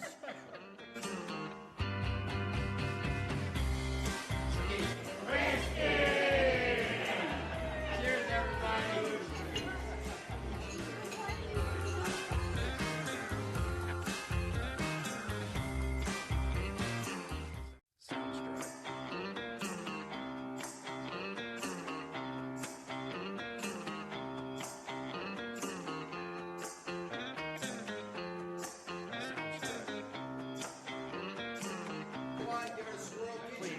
Don't call this day drinking. This is refined. Well, it is time for Gina. We'll join our show in just a moment, but first, I'm your announcer, Johnny Ola, and you know these brisk fall days and winter days make me wish I was a kid again. Oh, but then I guess I am still one at heart. That is when it comes to Jell-O. Yes. Jell-O's such a swell treat, always. For a very special Jell-O dessert, these days my wife serves jellied orange cubes. Oh. They're bright and gay and so simple to make. Just mold the Jell-O in a flat pan, chill until firm, and cut into shimmering little 1-inch cubes. Then turn them into your prettiest serving bowl, combined with fresh orange sections. You can use any flavor of Jell-O for jellied cubes: strawberry, raspberry, cherry, orange, lemon, or lime. All 6 delicious flavors are rich with that famous locked-in goodness that's exclusive with Jell-O, just as the name is exclusive with Jell-O. Yes, that name, Jell-O, is a trademark, the property of General Foods, and it tells you, here is the genuine, the one and only Jell-O gelatin dessert. So look for those big red letters on the box They spell Jell-O, and Jell-O spells a treat. And now, here's the host guaranteed to jiggle your Jell-O, Well. Carrie Jackson. Thank you, Johnny Ola. You're welcome.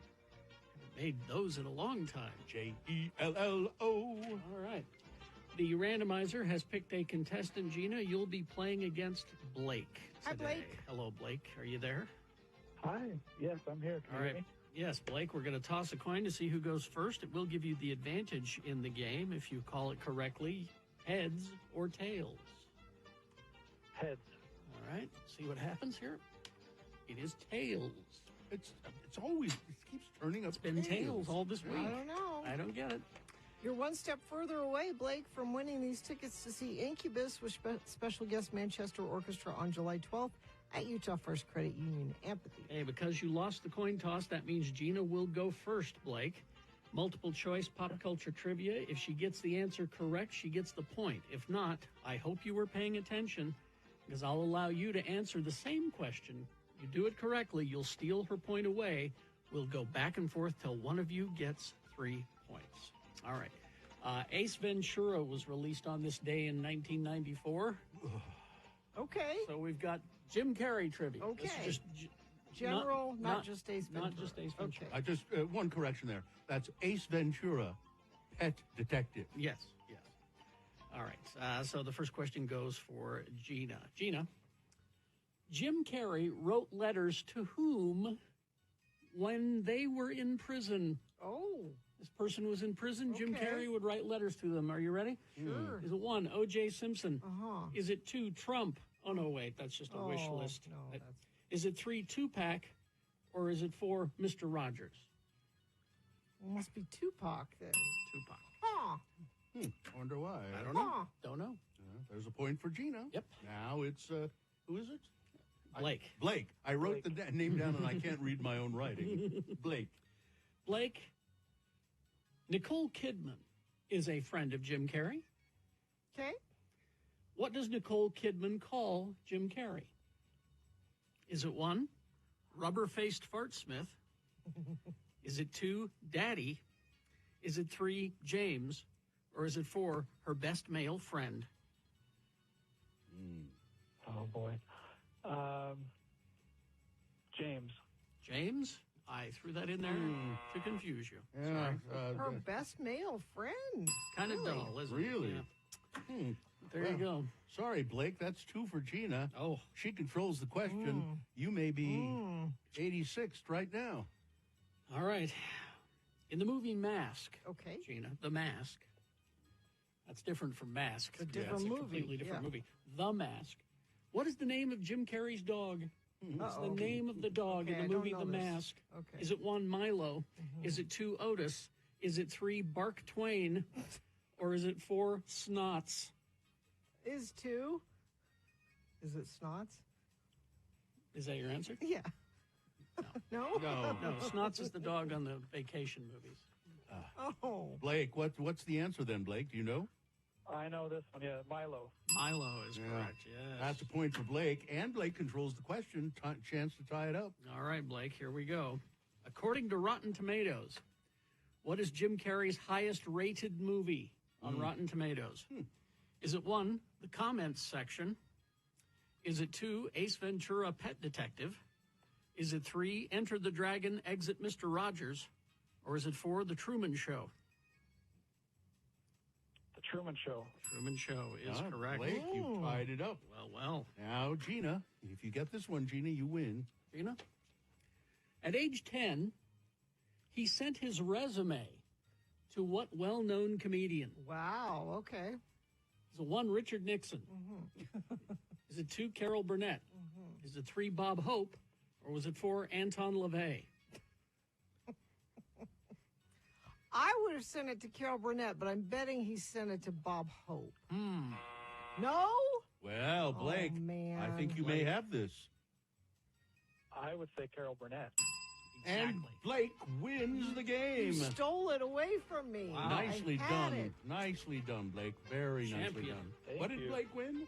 Tickets to see Incubus with Yeah. special guest Manchester Orchestra coming July 12th to the Utah First Credit Union Amphitheater. Congratulations, Blake. Hang on the line, Blake. We'll tell you how to get those tickets. All right. Thanks. I've got to go. Mrs. Ola and I are doing Jello shots later on. Excellent.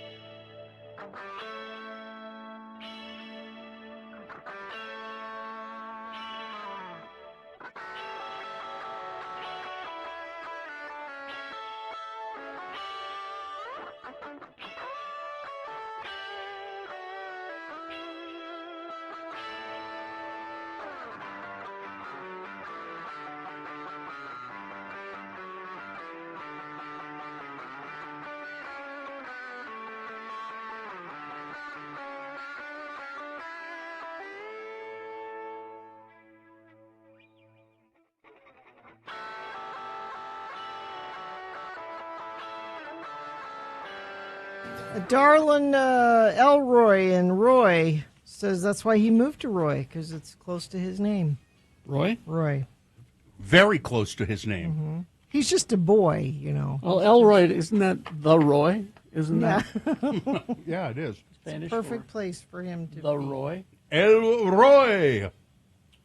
Let's see. It's time for the Boner recap. Yeah. We have a contestant. Michelle. Hi, Michelle. Good morning. Good morning. Hi. Michelle, you stand to win a prize here, which is what, Gina? It is tickets to see Garbage October 29th at the Complex for their final North American headline tour. That'd be pretty cool, wouldn't it, Michelle? Absolutely. I'm excited. What are you doing right now? What are you doing today? Oh, I'm supposed to be working today. So you're sloughing off a little bit, huh? Taking it easy? Taking a break. Yeah, all Just right. taking a break. All right, well, let's do this Boner recap, and then if you successfully tell me which one of these candidates was the winner, you'll win those tickets to see Garbage. And, of course, this is an open book contest, so if you had to look at our website and see who the winner was, that's perfectly fine. Did you do that, or do you know? No, I listened. Okay, all right. Boner candidate number one was a Republican Senate candidate declares, let's deputize the Proud Boys and pay them a bounty for every migrant they bring in. That is, in fact, the proposal made by a Senate candidate in Florida, Jake Lang. He's running for Marco Rubio's old seat in Florida. And he said he would deputize the Proud Boys and January 6th patriots to bounty hunt illegal immigrants.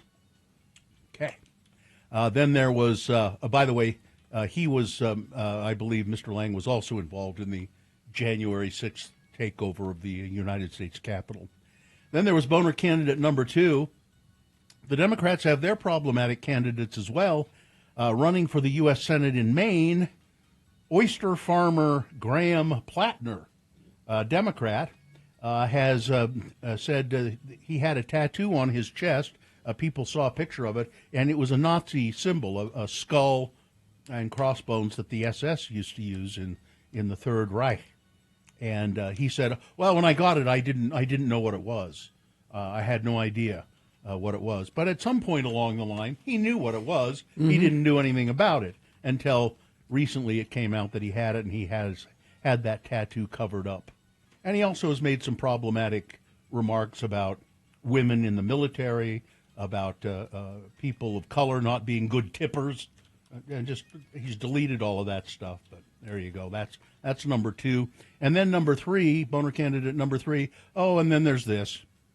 Representative Clay Higgins, a Republican of Florida, made conspiratorial accusations against House Minority Leader Hakeem Jeffries. He posted a picture of Jeffries and put the word reptilian by it.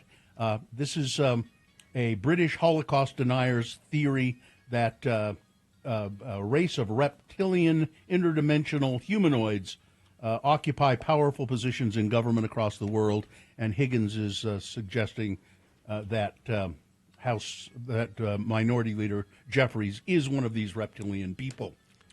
So there you go, 3 candidates. Michelle, which one was the winner? Number 1. You're right. You knew She's it. so confident. Yep, you knew it all along. You're gonna go. We'll get you some tickets to see Garbage. I hope you enjoy the show. It is awesome. Thank you, Michelle. you. Hang on, and Katie will tell you what you need to do. There you go. I don't. I have another Yeah. little giveaway quickly. Oh, you do? Should Go I ahead. do this quickly or What is whatever it? you were going to do? No, I was just going to bitch about my scar, but go ahead. What is it, Gina? Red Butte Garden and Arboretum presents Garden After Dark, Trouble in Oz, going on now through October 30th at Red Butte. You can text the word garden, GARDEN, to 33986 now to enter to win tickets. So this is their Halloween thing, Mm-hmm. and apparently they've done some sort of Oz themed Yeah, it's a Halloween attraction. It's Trouble in Oz. Oh, What? right. Tell us about your. Oh, I don't know how people get plastic surgery. I did. What you have isn't plastic surgery. Well, you it know? is kind of, though. I mean, because when you do the plastic surgery and they pull the skin back. Yes. right? So what they did with my cancer On your forehead. is they cut a circle, Mhm. pulled it off, and then stretched the skin Down over it. together, Yeah. right? Yeah. I can feel it stretching all the skin on my head. Like, are you worried to make an expression with your face that Yes. you're going to pop it open? I'm worried it's going to pop open. Mm. It'll loosen up, you know. I just don't know how. Ugh. You know what? And picturing, like, if you had a facelift and you had all of that pulled back, what that would Yeah, feel exactly. like? Because Yeah. they do it behind the ear and they pull it back. Oh. When I had my Mohs surgery for cancer, it was right there on the bridge of my nose. And there was a big hole there, about the size of a nickel. And the doctor who did the Mohs said, I'm not going to just stitch that up. It'll just look like hell.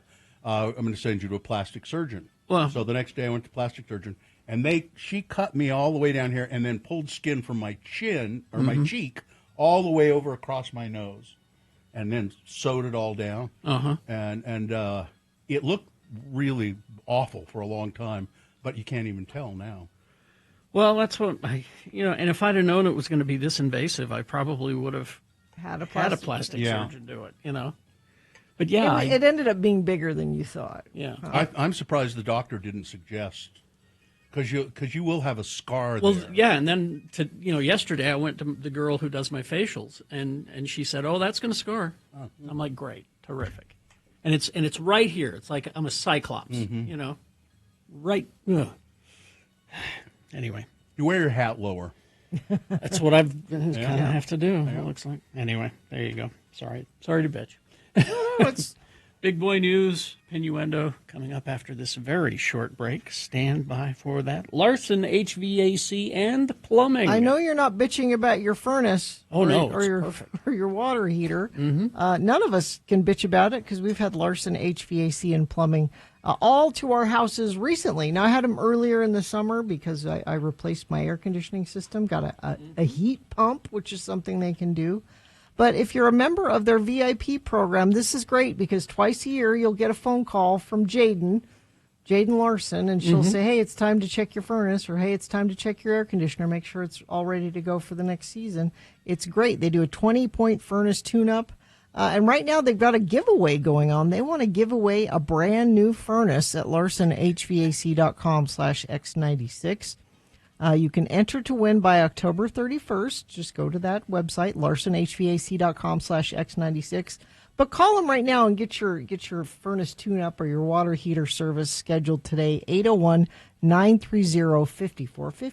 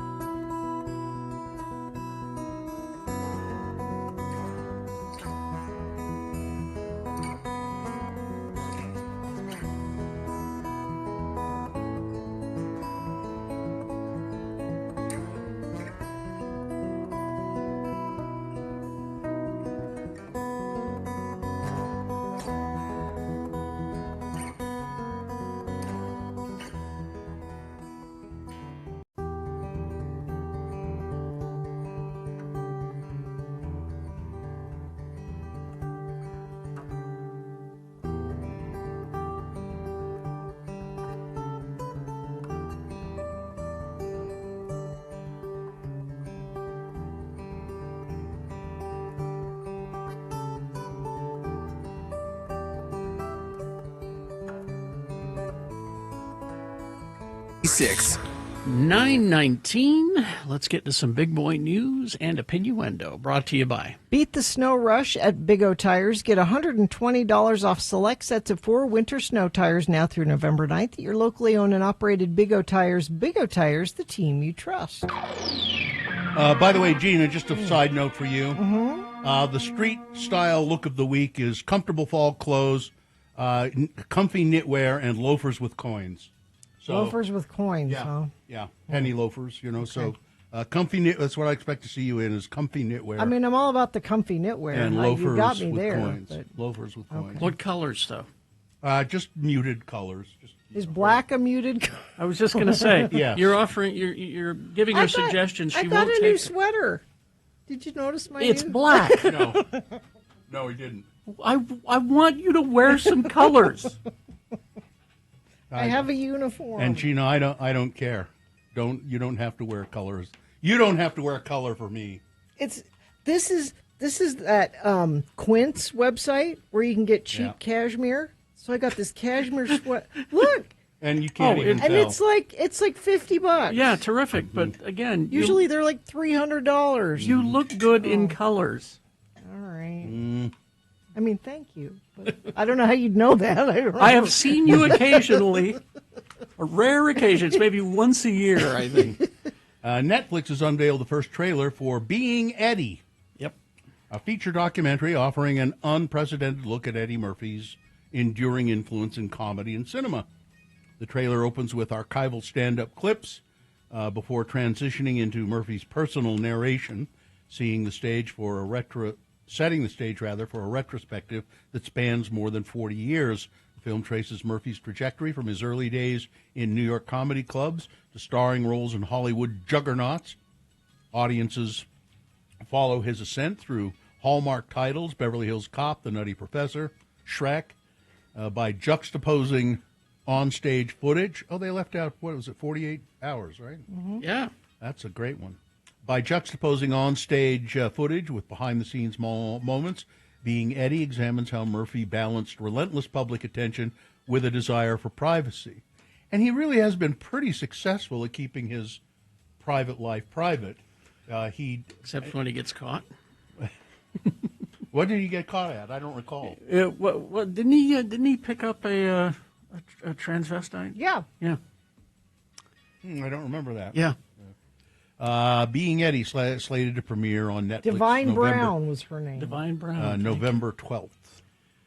Let's see. And Sean Combs, the hip-hop impresario, now serving a 50-month federal sentence for violating the Mann Act, came terrifyingly close to a life-threatening attack inside the Metropolitan Detention Center in Brooklyn, according to his longtime friend Charlucci Finney.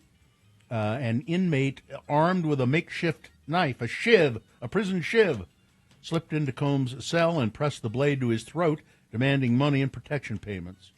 He was seconds away from losing his life, Finney said, though details remain unclear as to whether Combs fought off the assailant or guards intervened.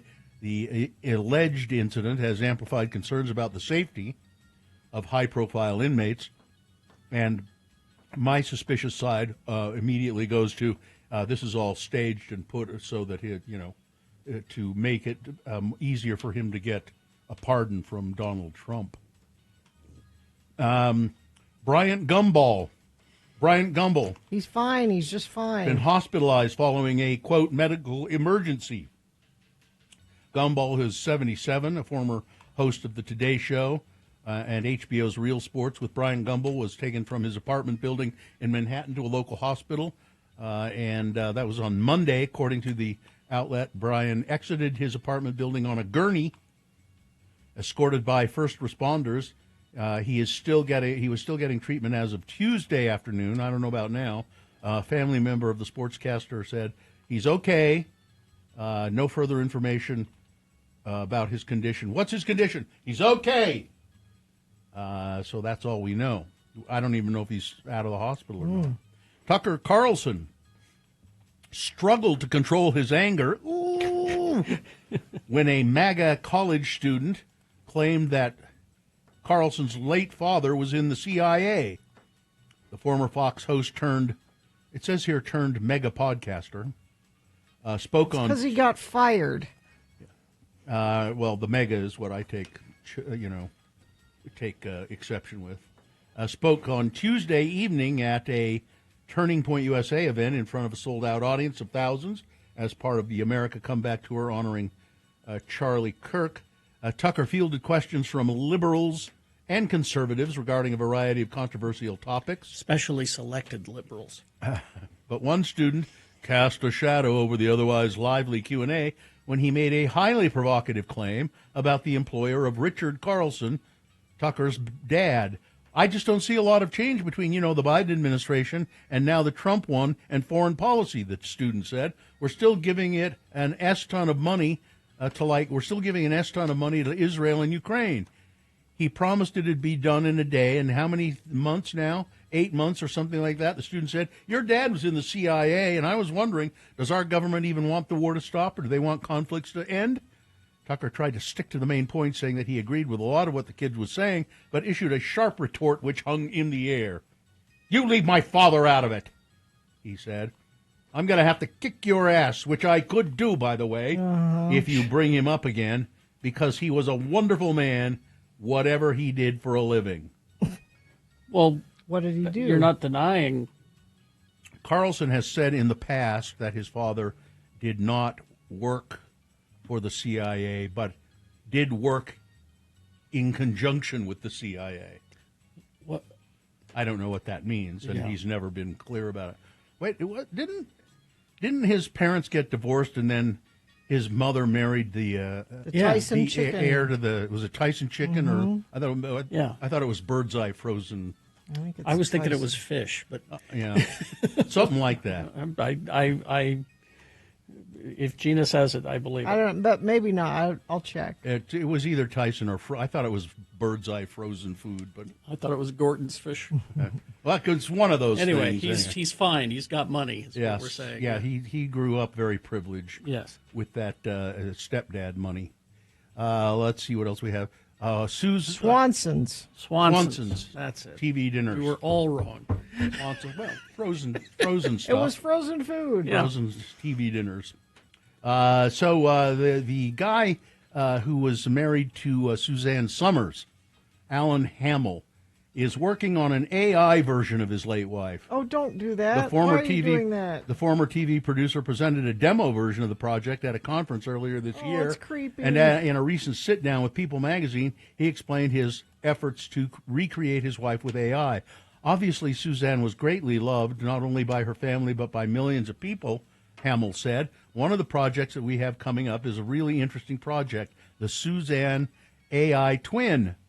The AI robot has not only been designed to look like the Three's Company star, but also trained by reading all 27 of her books.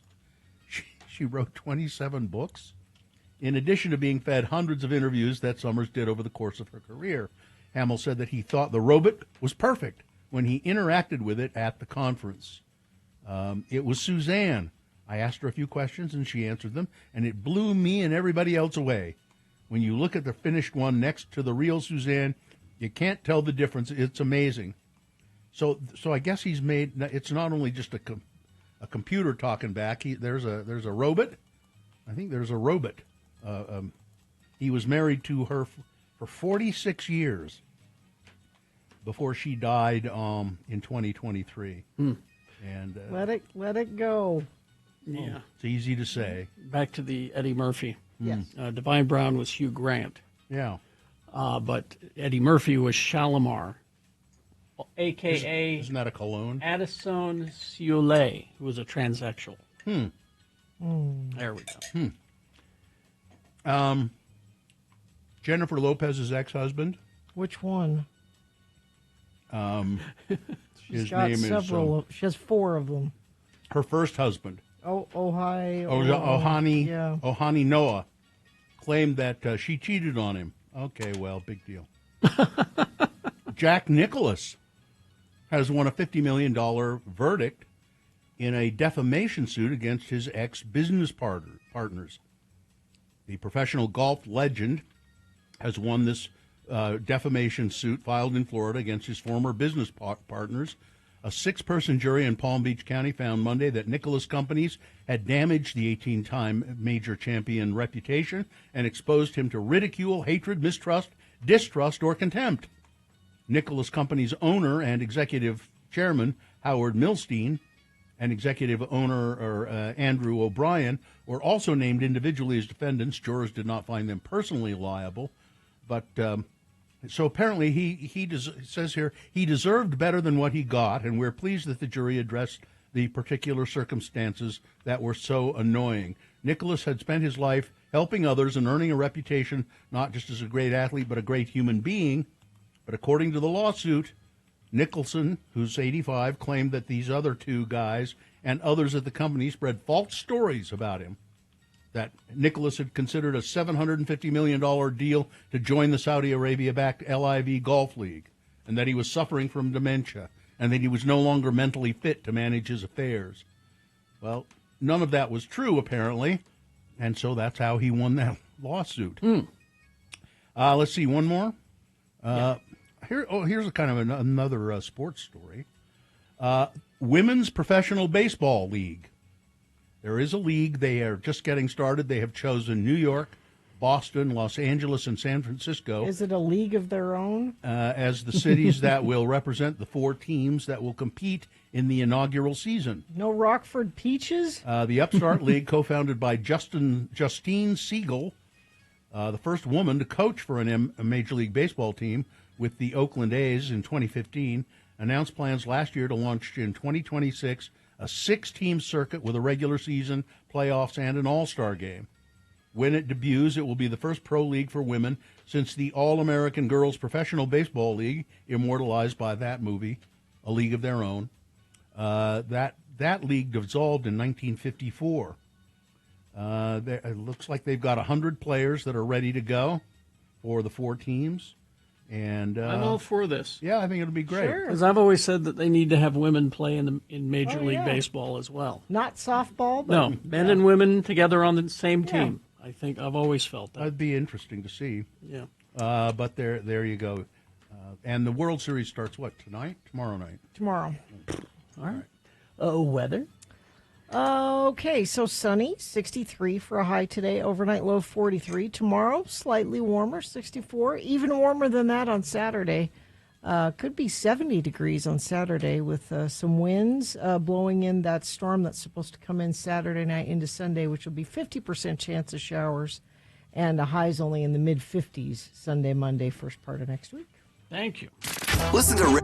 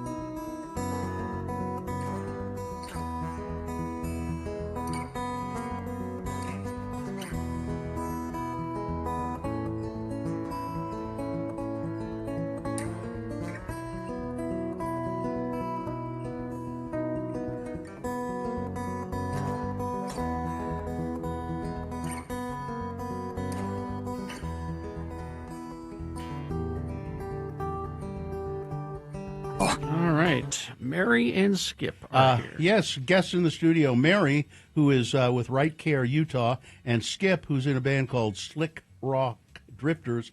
And there is a benefit concert for Right Care. So, Mary, we should start by telling people what Right Care is. Sure.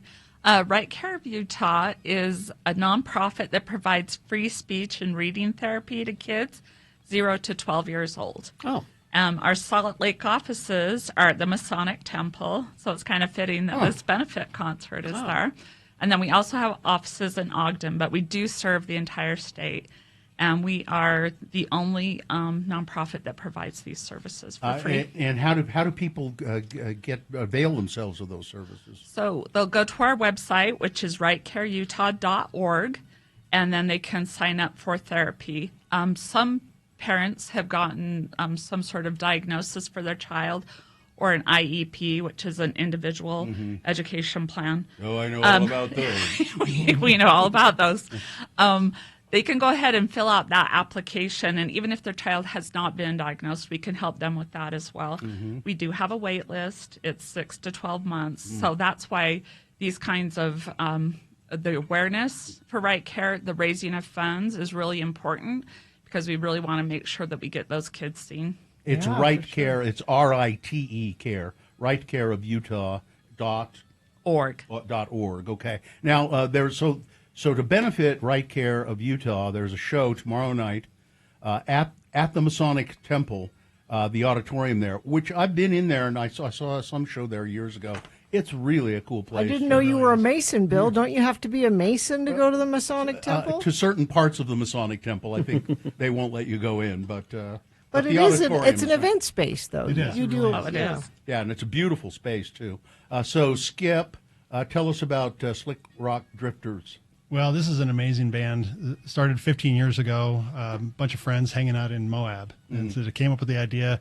Weren't really musicians, but figured it out. And just like every 12-year-old. Wait a minute. You had the idea to have a band before you played. It was. Hey, we should start a band. Okay. Yes, That's where they figured it out. Lots of famous rock bands today did that. Exactly. So I joined the band about 3 years ago, and they just had an arsenal of songs that we just polished up and made work, and started doing shows, and just had a blast with it. It's really fun music. It's all original rock and roll. It's music you've heard, but didn't know you knew. So it has a familiar sound. It does, yeah. Okay. So a little Led Zeppelin, a little Tom Petty, some reggae. It's all original, not AI driven. So we came up with it and figured it out. So a big party tomorrow featuring Slick Rock Drifters with Skip. What do you play, Skip? I play drums. The drums. Double D in the Dirty South. Yep. Gray Star Ghost. Devil's Pit Barbecue. That's food, though, right? Yeah, absolutely. Okay, yeah. that's not a band. That's a good band name too, though. I could see that. Delicious. Devil's Pit Barbecue will be served in the parking lot at the Masonic Temple, and as I recall, there's a big parking lot there to the side. Yeah, big parking lot. Yeah, we're gonna have then we're gonna have a custom creamery that does homemade ice cream. Some specialty flavors, some pour over, specialty drinks added to that. We're gonna it's just gonna be a big rock star party. You know, it's not necessarily a costume party, but you can come dressed up as your favorite rock star. Or back in the day when you had, if you're a female, you had the big hair and all that stuff. Whatever. And then after we get done playing, DJ D Smooth will be doing a dance party until we close the doors at midnight. So what starts tomorrow night at 6 p.m. at the Masonic Temple to benefit Right Care Utah. You can get tickets by going to slickrockdrifters.com. Yep. Slickrockdrifters.com. And all proceeds go to helping this. Absolutely. We're really honored to be helping out Right Care of Utah. They're such a great organization. And what's really fun is when you run into people on the street, you're bragging about the show, and, oh, my kid went to Right Care. Oh, my gosh, it was so great. I've heard that multiple times. Right Care Utah, speech therapy for kids, programs for kids. And it's that's really a great. You got a 12-month waiting list, though? 6 to 12 months, because there is such a need. There's some services provided in schools, but those are limited, and obviously during the summer, kids aren't being seen. No. And there's quite a few children that need this assistance. The cool thing about Right Care, too, is we have a parent-centric model. So parents are involved in the therapy every time. Mhm. They actually learn how to help their own child, and that's why it's so successful. So you send your therapist to the home? No, they actually come into the offices, but they can do it virtual as well. So we have virtual offerings. Mhm. That's how we're able to do the entire state. Mhm. And during COVID, we were able to continue to assist children because we did it all virtually. Because we are committed to this mission, but And this is all kinds of speech problems, stuttering, and yes, I don't need to severe apraxia. What is apraxia? So that's when they cannot connect with what they can hear what they're saying, but they don't know how to formulate the words. Mhm. So there are so many different types of issues and concerns and different levels of severity as well. For Down syndrome, as an example, quite a few Down syndrome people their parents have been told they will never read. And we have had many successes with that's great. them reading. Mm. And we have one child that he successfully went through the Right Care program. He was Down syndrome. Mhm. He learned to read, and it improved his speech. And this year he was voted student body officer Oh, I of love his junior it. high. Cool. Great. And Yeah. I mean, Yeah. the amazing things that happen. So this is a great cause. So help out. And is there a suggested ticket price or So we have tickets available on the floor, and there's seating all around. By the way, look for the promo code when you go to slickrockdrifters.com, and when you click on buy tickets, you'll see a little promo code, so you can take advantage of that. So Okay. it's very reasonable. Okay, and it's tomorrow. I know that's not a lot of time to think about it, but you got the rest of the day and all day tomorrow. Come on, people, to buy tickets to help this cause. It's a party. It's music, live music. It's a barbecue in the parking lot, And it's a donation to this great. This great you can. I guess you can write your ticket price off. I'm sure you can. Yes, you can. So there's a suggested donation of $2, but you can add if you'd like. Yeah. So we'd appreciate that. That's great. All right, so go to slickrockdrifters.com for tickets. The show is tomorrow. The benefit show is tomorrow at the Masonic Temple Auditorium here in Salt Lake. 650 East South Temple is where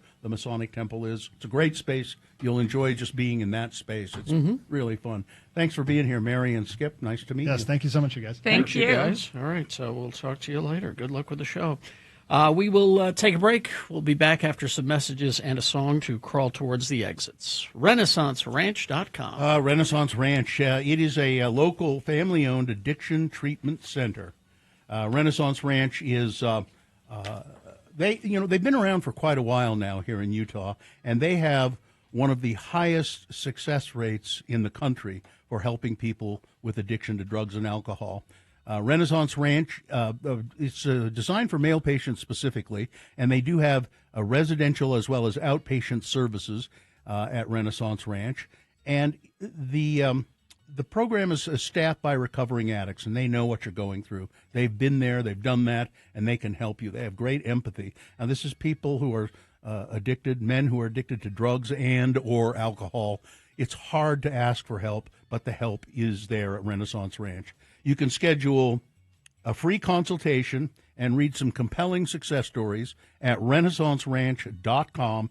They do now accept most medical insurance plans, private insurance plans, and Medicaid.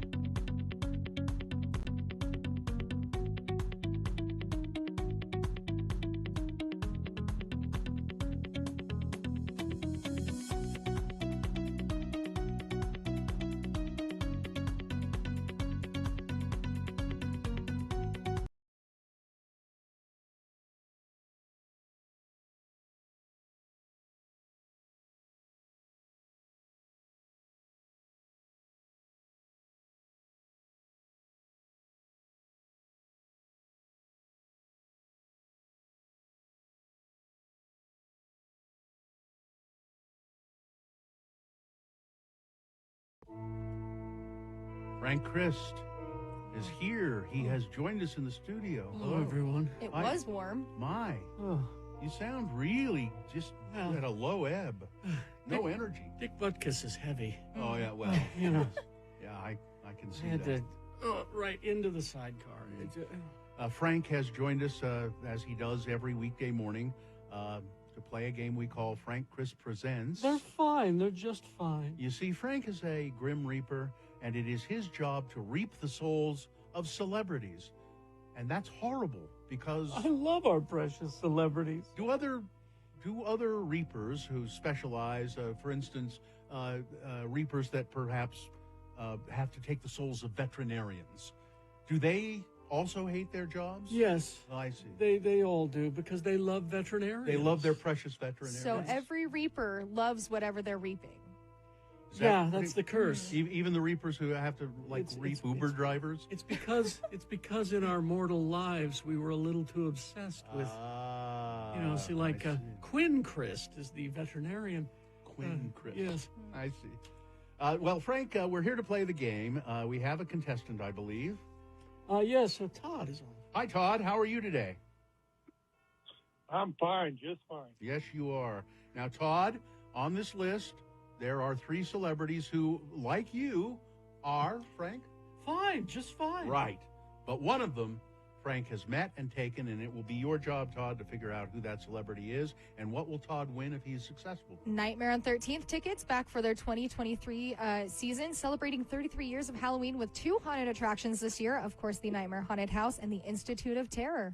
You know, it's horrible. I have to stop myself from saying, and what will Todd win, Gina? Because I'm always saying that, and I Yep. look over, oh, it's Katie. It's me today. You Yes. got the red hair that's showing rather than the brown. All right. Todd, because it is Mad Hatter Day, National Mad Hatter Day, these 4 actors have all been in productions of Alice in Wonderland or Through the Looking Glass. Here we go. Number 1, Steve Coogan. He was in the Parole Officer, and he was in a movie called 24-Hour Party People. Also, he was in Around the World in 80 Days, Tropic Thunder, and he was in The Night at the Museum films. And he plays a character called Nat in Alice Through the Looking Glass with Kate Beckinsale as Alice. Number 1, Steve Coogan. Number 2, Catherine Beaumont. She played small parts in MGM's On an Island with You, where she did a Jimmy Durante impression in front of Durante's character. She was in The Secret Garden and Challenge to Lassie, but she's best known as Wendy in the Disney animated Peter Pan and Alice in the Disney animated version of Alice in Wonderland, for which she was named a Disney legend. Number 2, Catherine Beaumont. Number 3, Eric Idle. Yes, he was a member of the British comedy group Monty Python and the parody rock band The Ruttles. He performed many of the songs featured in Python projects, including Always Look on the Bright Side of Life and the Galaxy Song. He made his Broadway debut adapting Monty Python and the Holy Grail into the musical Spamalot. He's in a BBC TV version of Alice in Wonderland. Number 3, Eric Idle. And finally on this list, Telly Savalas, perhaps best known for portraying Kojak on the crime drama series Kojak, and James Bond arch-villain Ernst Starvo Blofeld in the film On Her Majesty's Secret Service. Savalas' other roles include Birdman of Alcatraz, Greatest Story Ever Told, The Dirty Dozen, Kelly's Heroes. He was the Cheshire Cat in a made-for-TV movie of Alice in Wonderland. Number 4, Telly Savalas. All right, Todd, which one of those actors is dead? I'm going to say Telly Savalas, number 4. Telly Savalas is correct. He died in 1994 at the age of 72, complications of prostate and bladder cancer. By the way, he lived at the Sheraton Hotel in Universal City for 20 years. He lived at the hotel, and he was such a fixture at the hotel bar that it was renamed Telly's. So there you go. That's you win. An honor. That's an honor. When they name a bar after you, that's an honor. I thought that Catherine Beaumont would be. Oh, she's fine. She's 85. Yeah. She did those roles when she was just a little girl. Mhm. Well, congratulations, Todd. You get the prize, and hang on, and somebody will tell you what you need to do next. All right, there we go. What are you doing, Frank? What do you got? I'm trying to recover from Dick Butkus, but He's a big man. has anyone seen Britt Eklund? Britt Eklund? No. 81 today. Oh, my. Also, Kevin Cronin from REO Speedwagon is 72. Yeah, go visit Kevin. Oh, I can't fight that feeling. I'm going to go check Yeah. on him. Goodbye, everybody. Goodbye. Goodbye.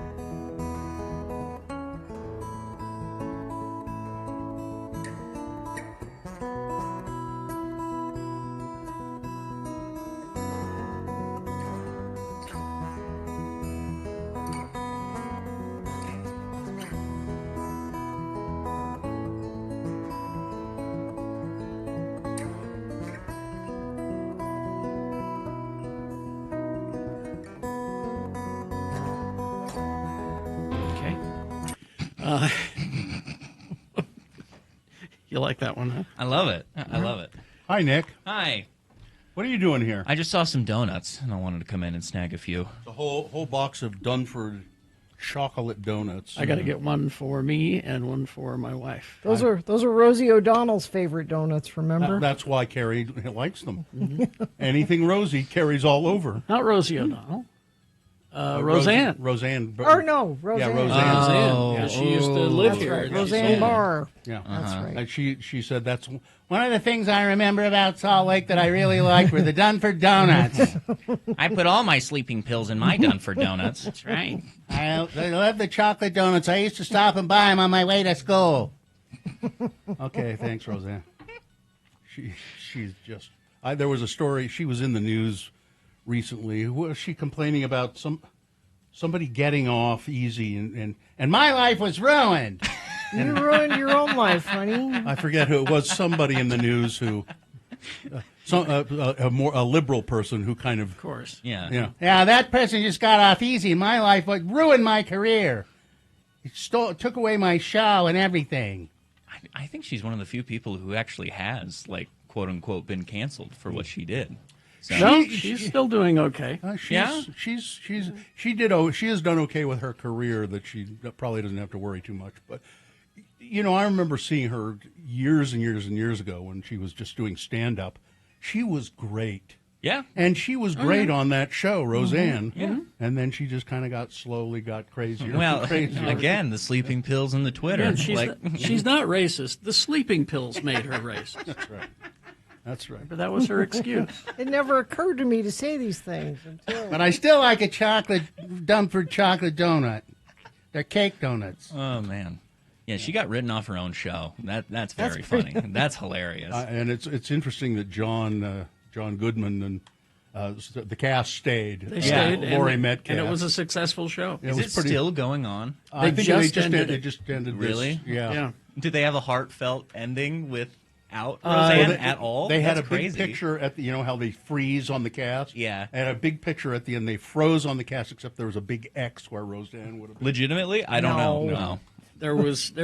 They did have some, because the premise is that Roseanne died. Right. And John Goodman's character hadn't been dealing with it properly through the whole series. And then the last episode, he finally accepts it or something. I don't know. I didn't watch the show. I read a synopsis. I love how it's still about her, even though she's not. It has to be if the show was called Roseanne. I didn't think I'd ever get over it. I just realized what a bitch she was anyway. Sorry, I need to watch that show now. That No, sounds you like a don't. good No, time. you don't really. Really, you don't. You want a loose meat sandwich? I like loose meat sandwiches. Is she still here in Utah? No. No? She lives in Hawaii, I believe. Is that right? Yeah, she had a like a macadamia nut farm or something. there. Wouldn't you if you could buy a macadamia No. farm in Hawaii? No, You not wouldn't? at all. Now No. that you say that, she did some music video with like a YouTube right-wing political rapper. Oh, yeah. Yeah. Yeah, and like she had like what was it, braids or dreads? Yeah, like, she in her lost her hair, mind. like to be like, I'm cool, I'm hip. Completely lost her mind. All right, let's do the promo. In my hand, I am holding all of the submissions for the best question of the week. Your hand is empty. Exactly. Are you suggesting that friends of the program email questions to radiofromhell@x96.com? Exactly. Radio from Hell, exactly what you need. Friday morning here on X96. Okay. Well done. Prozactly. Prozactly. All right, Nick.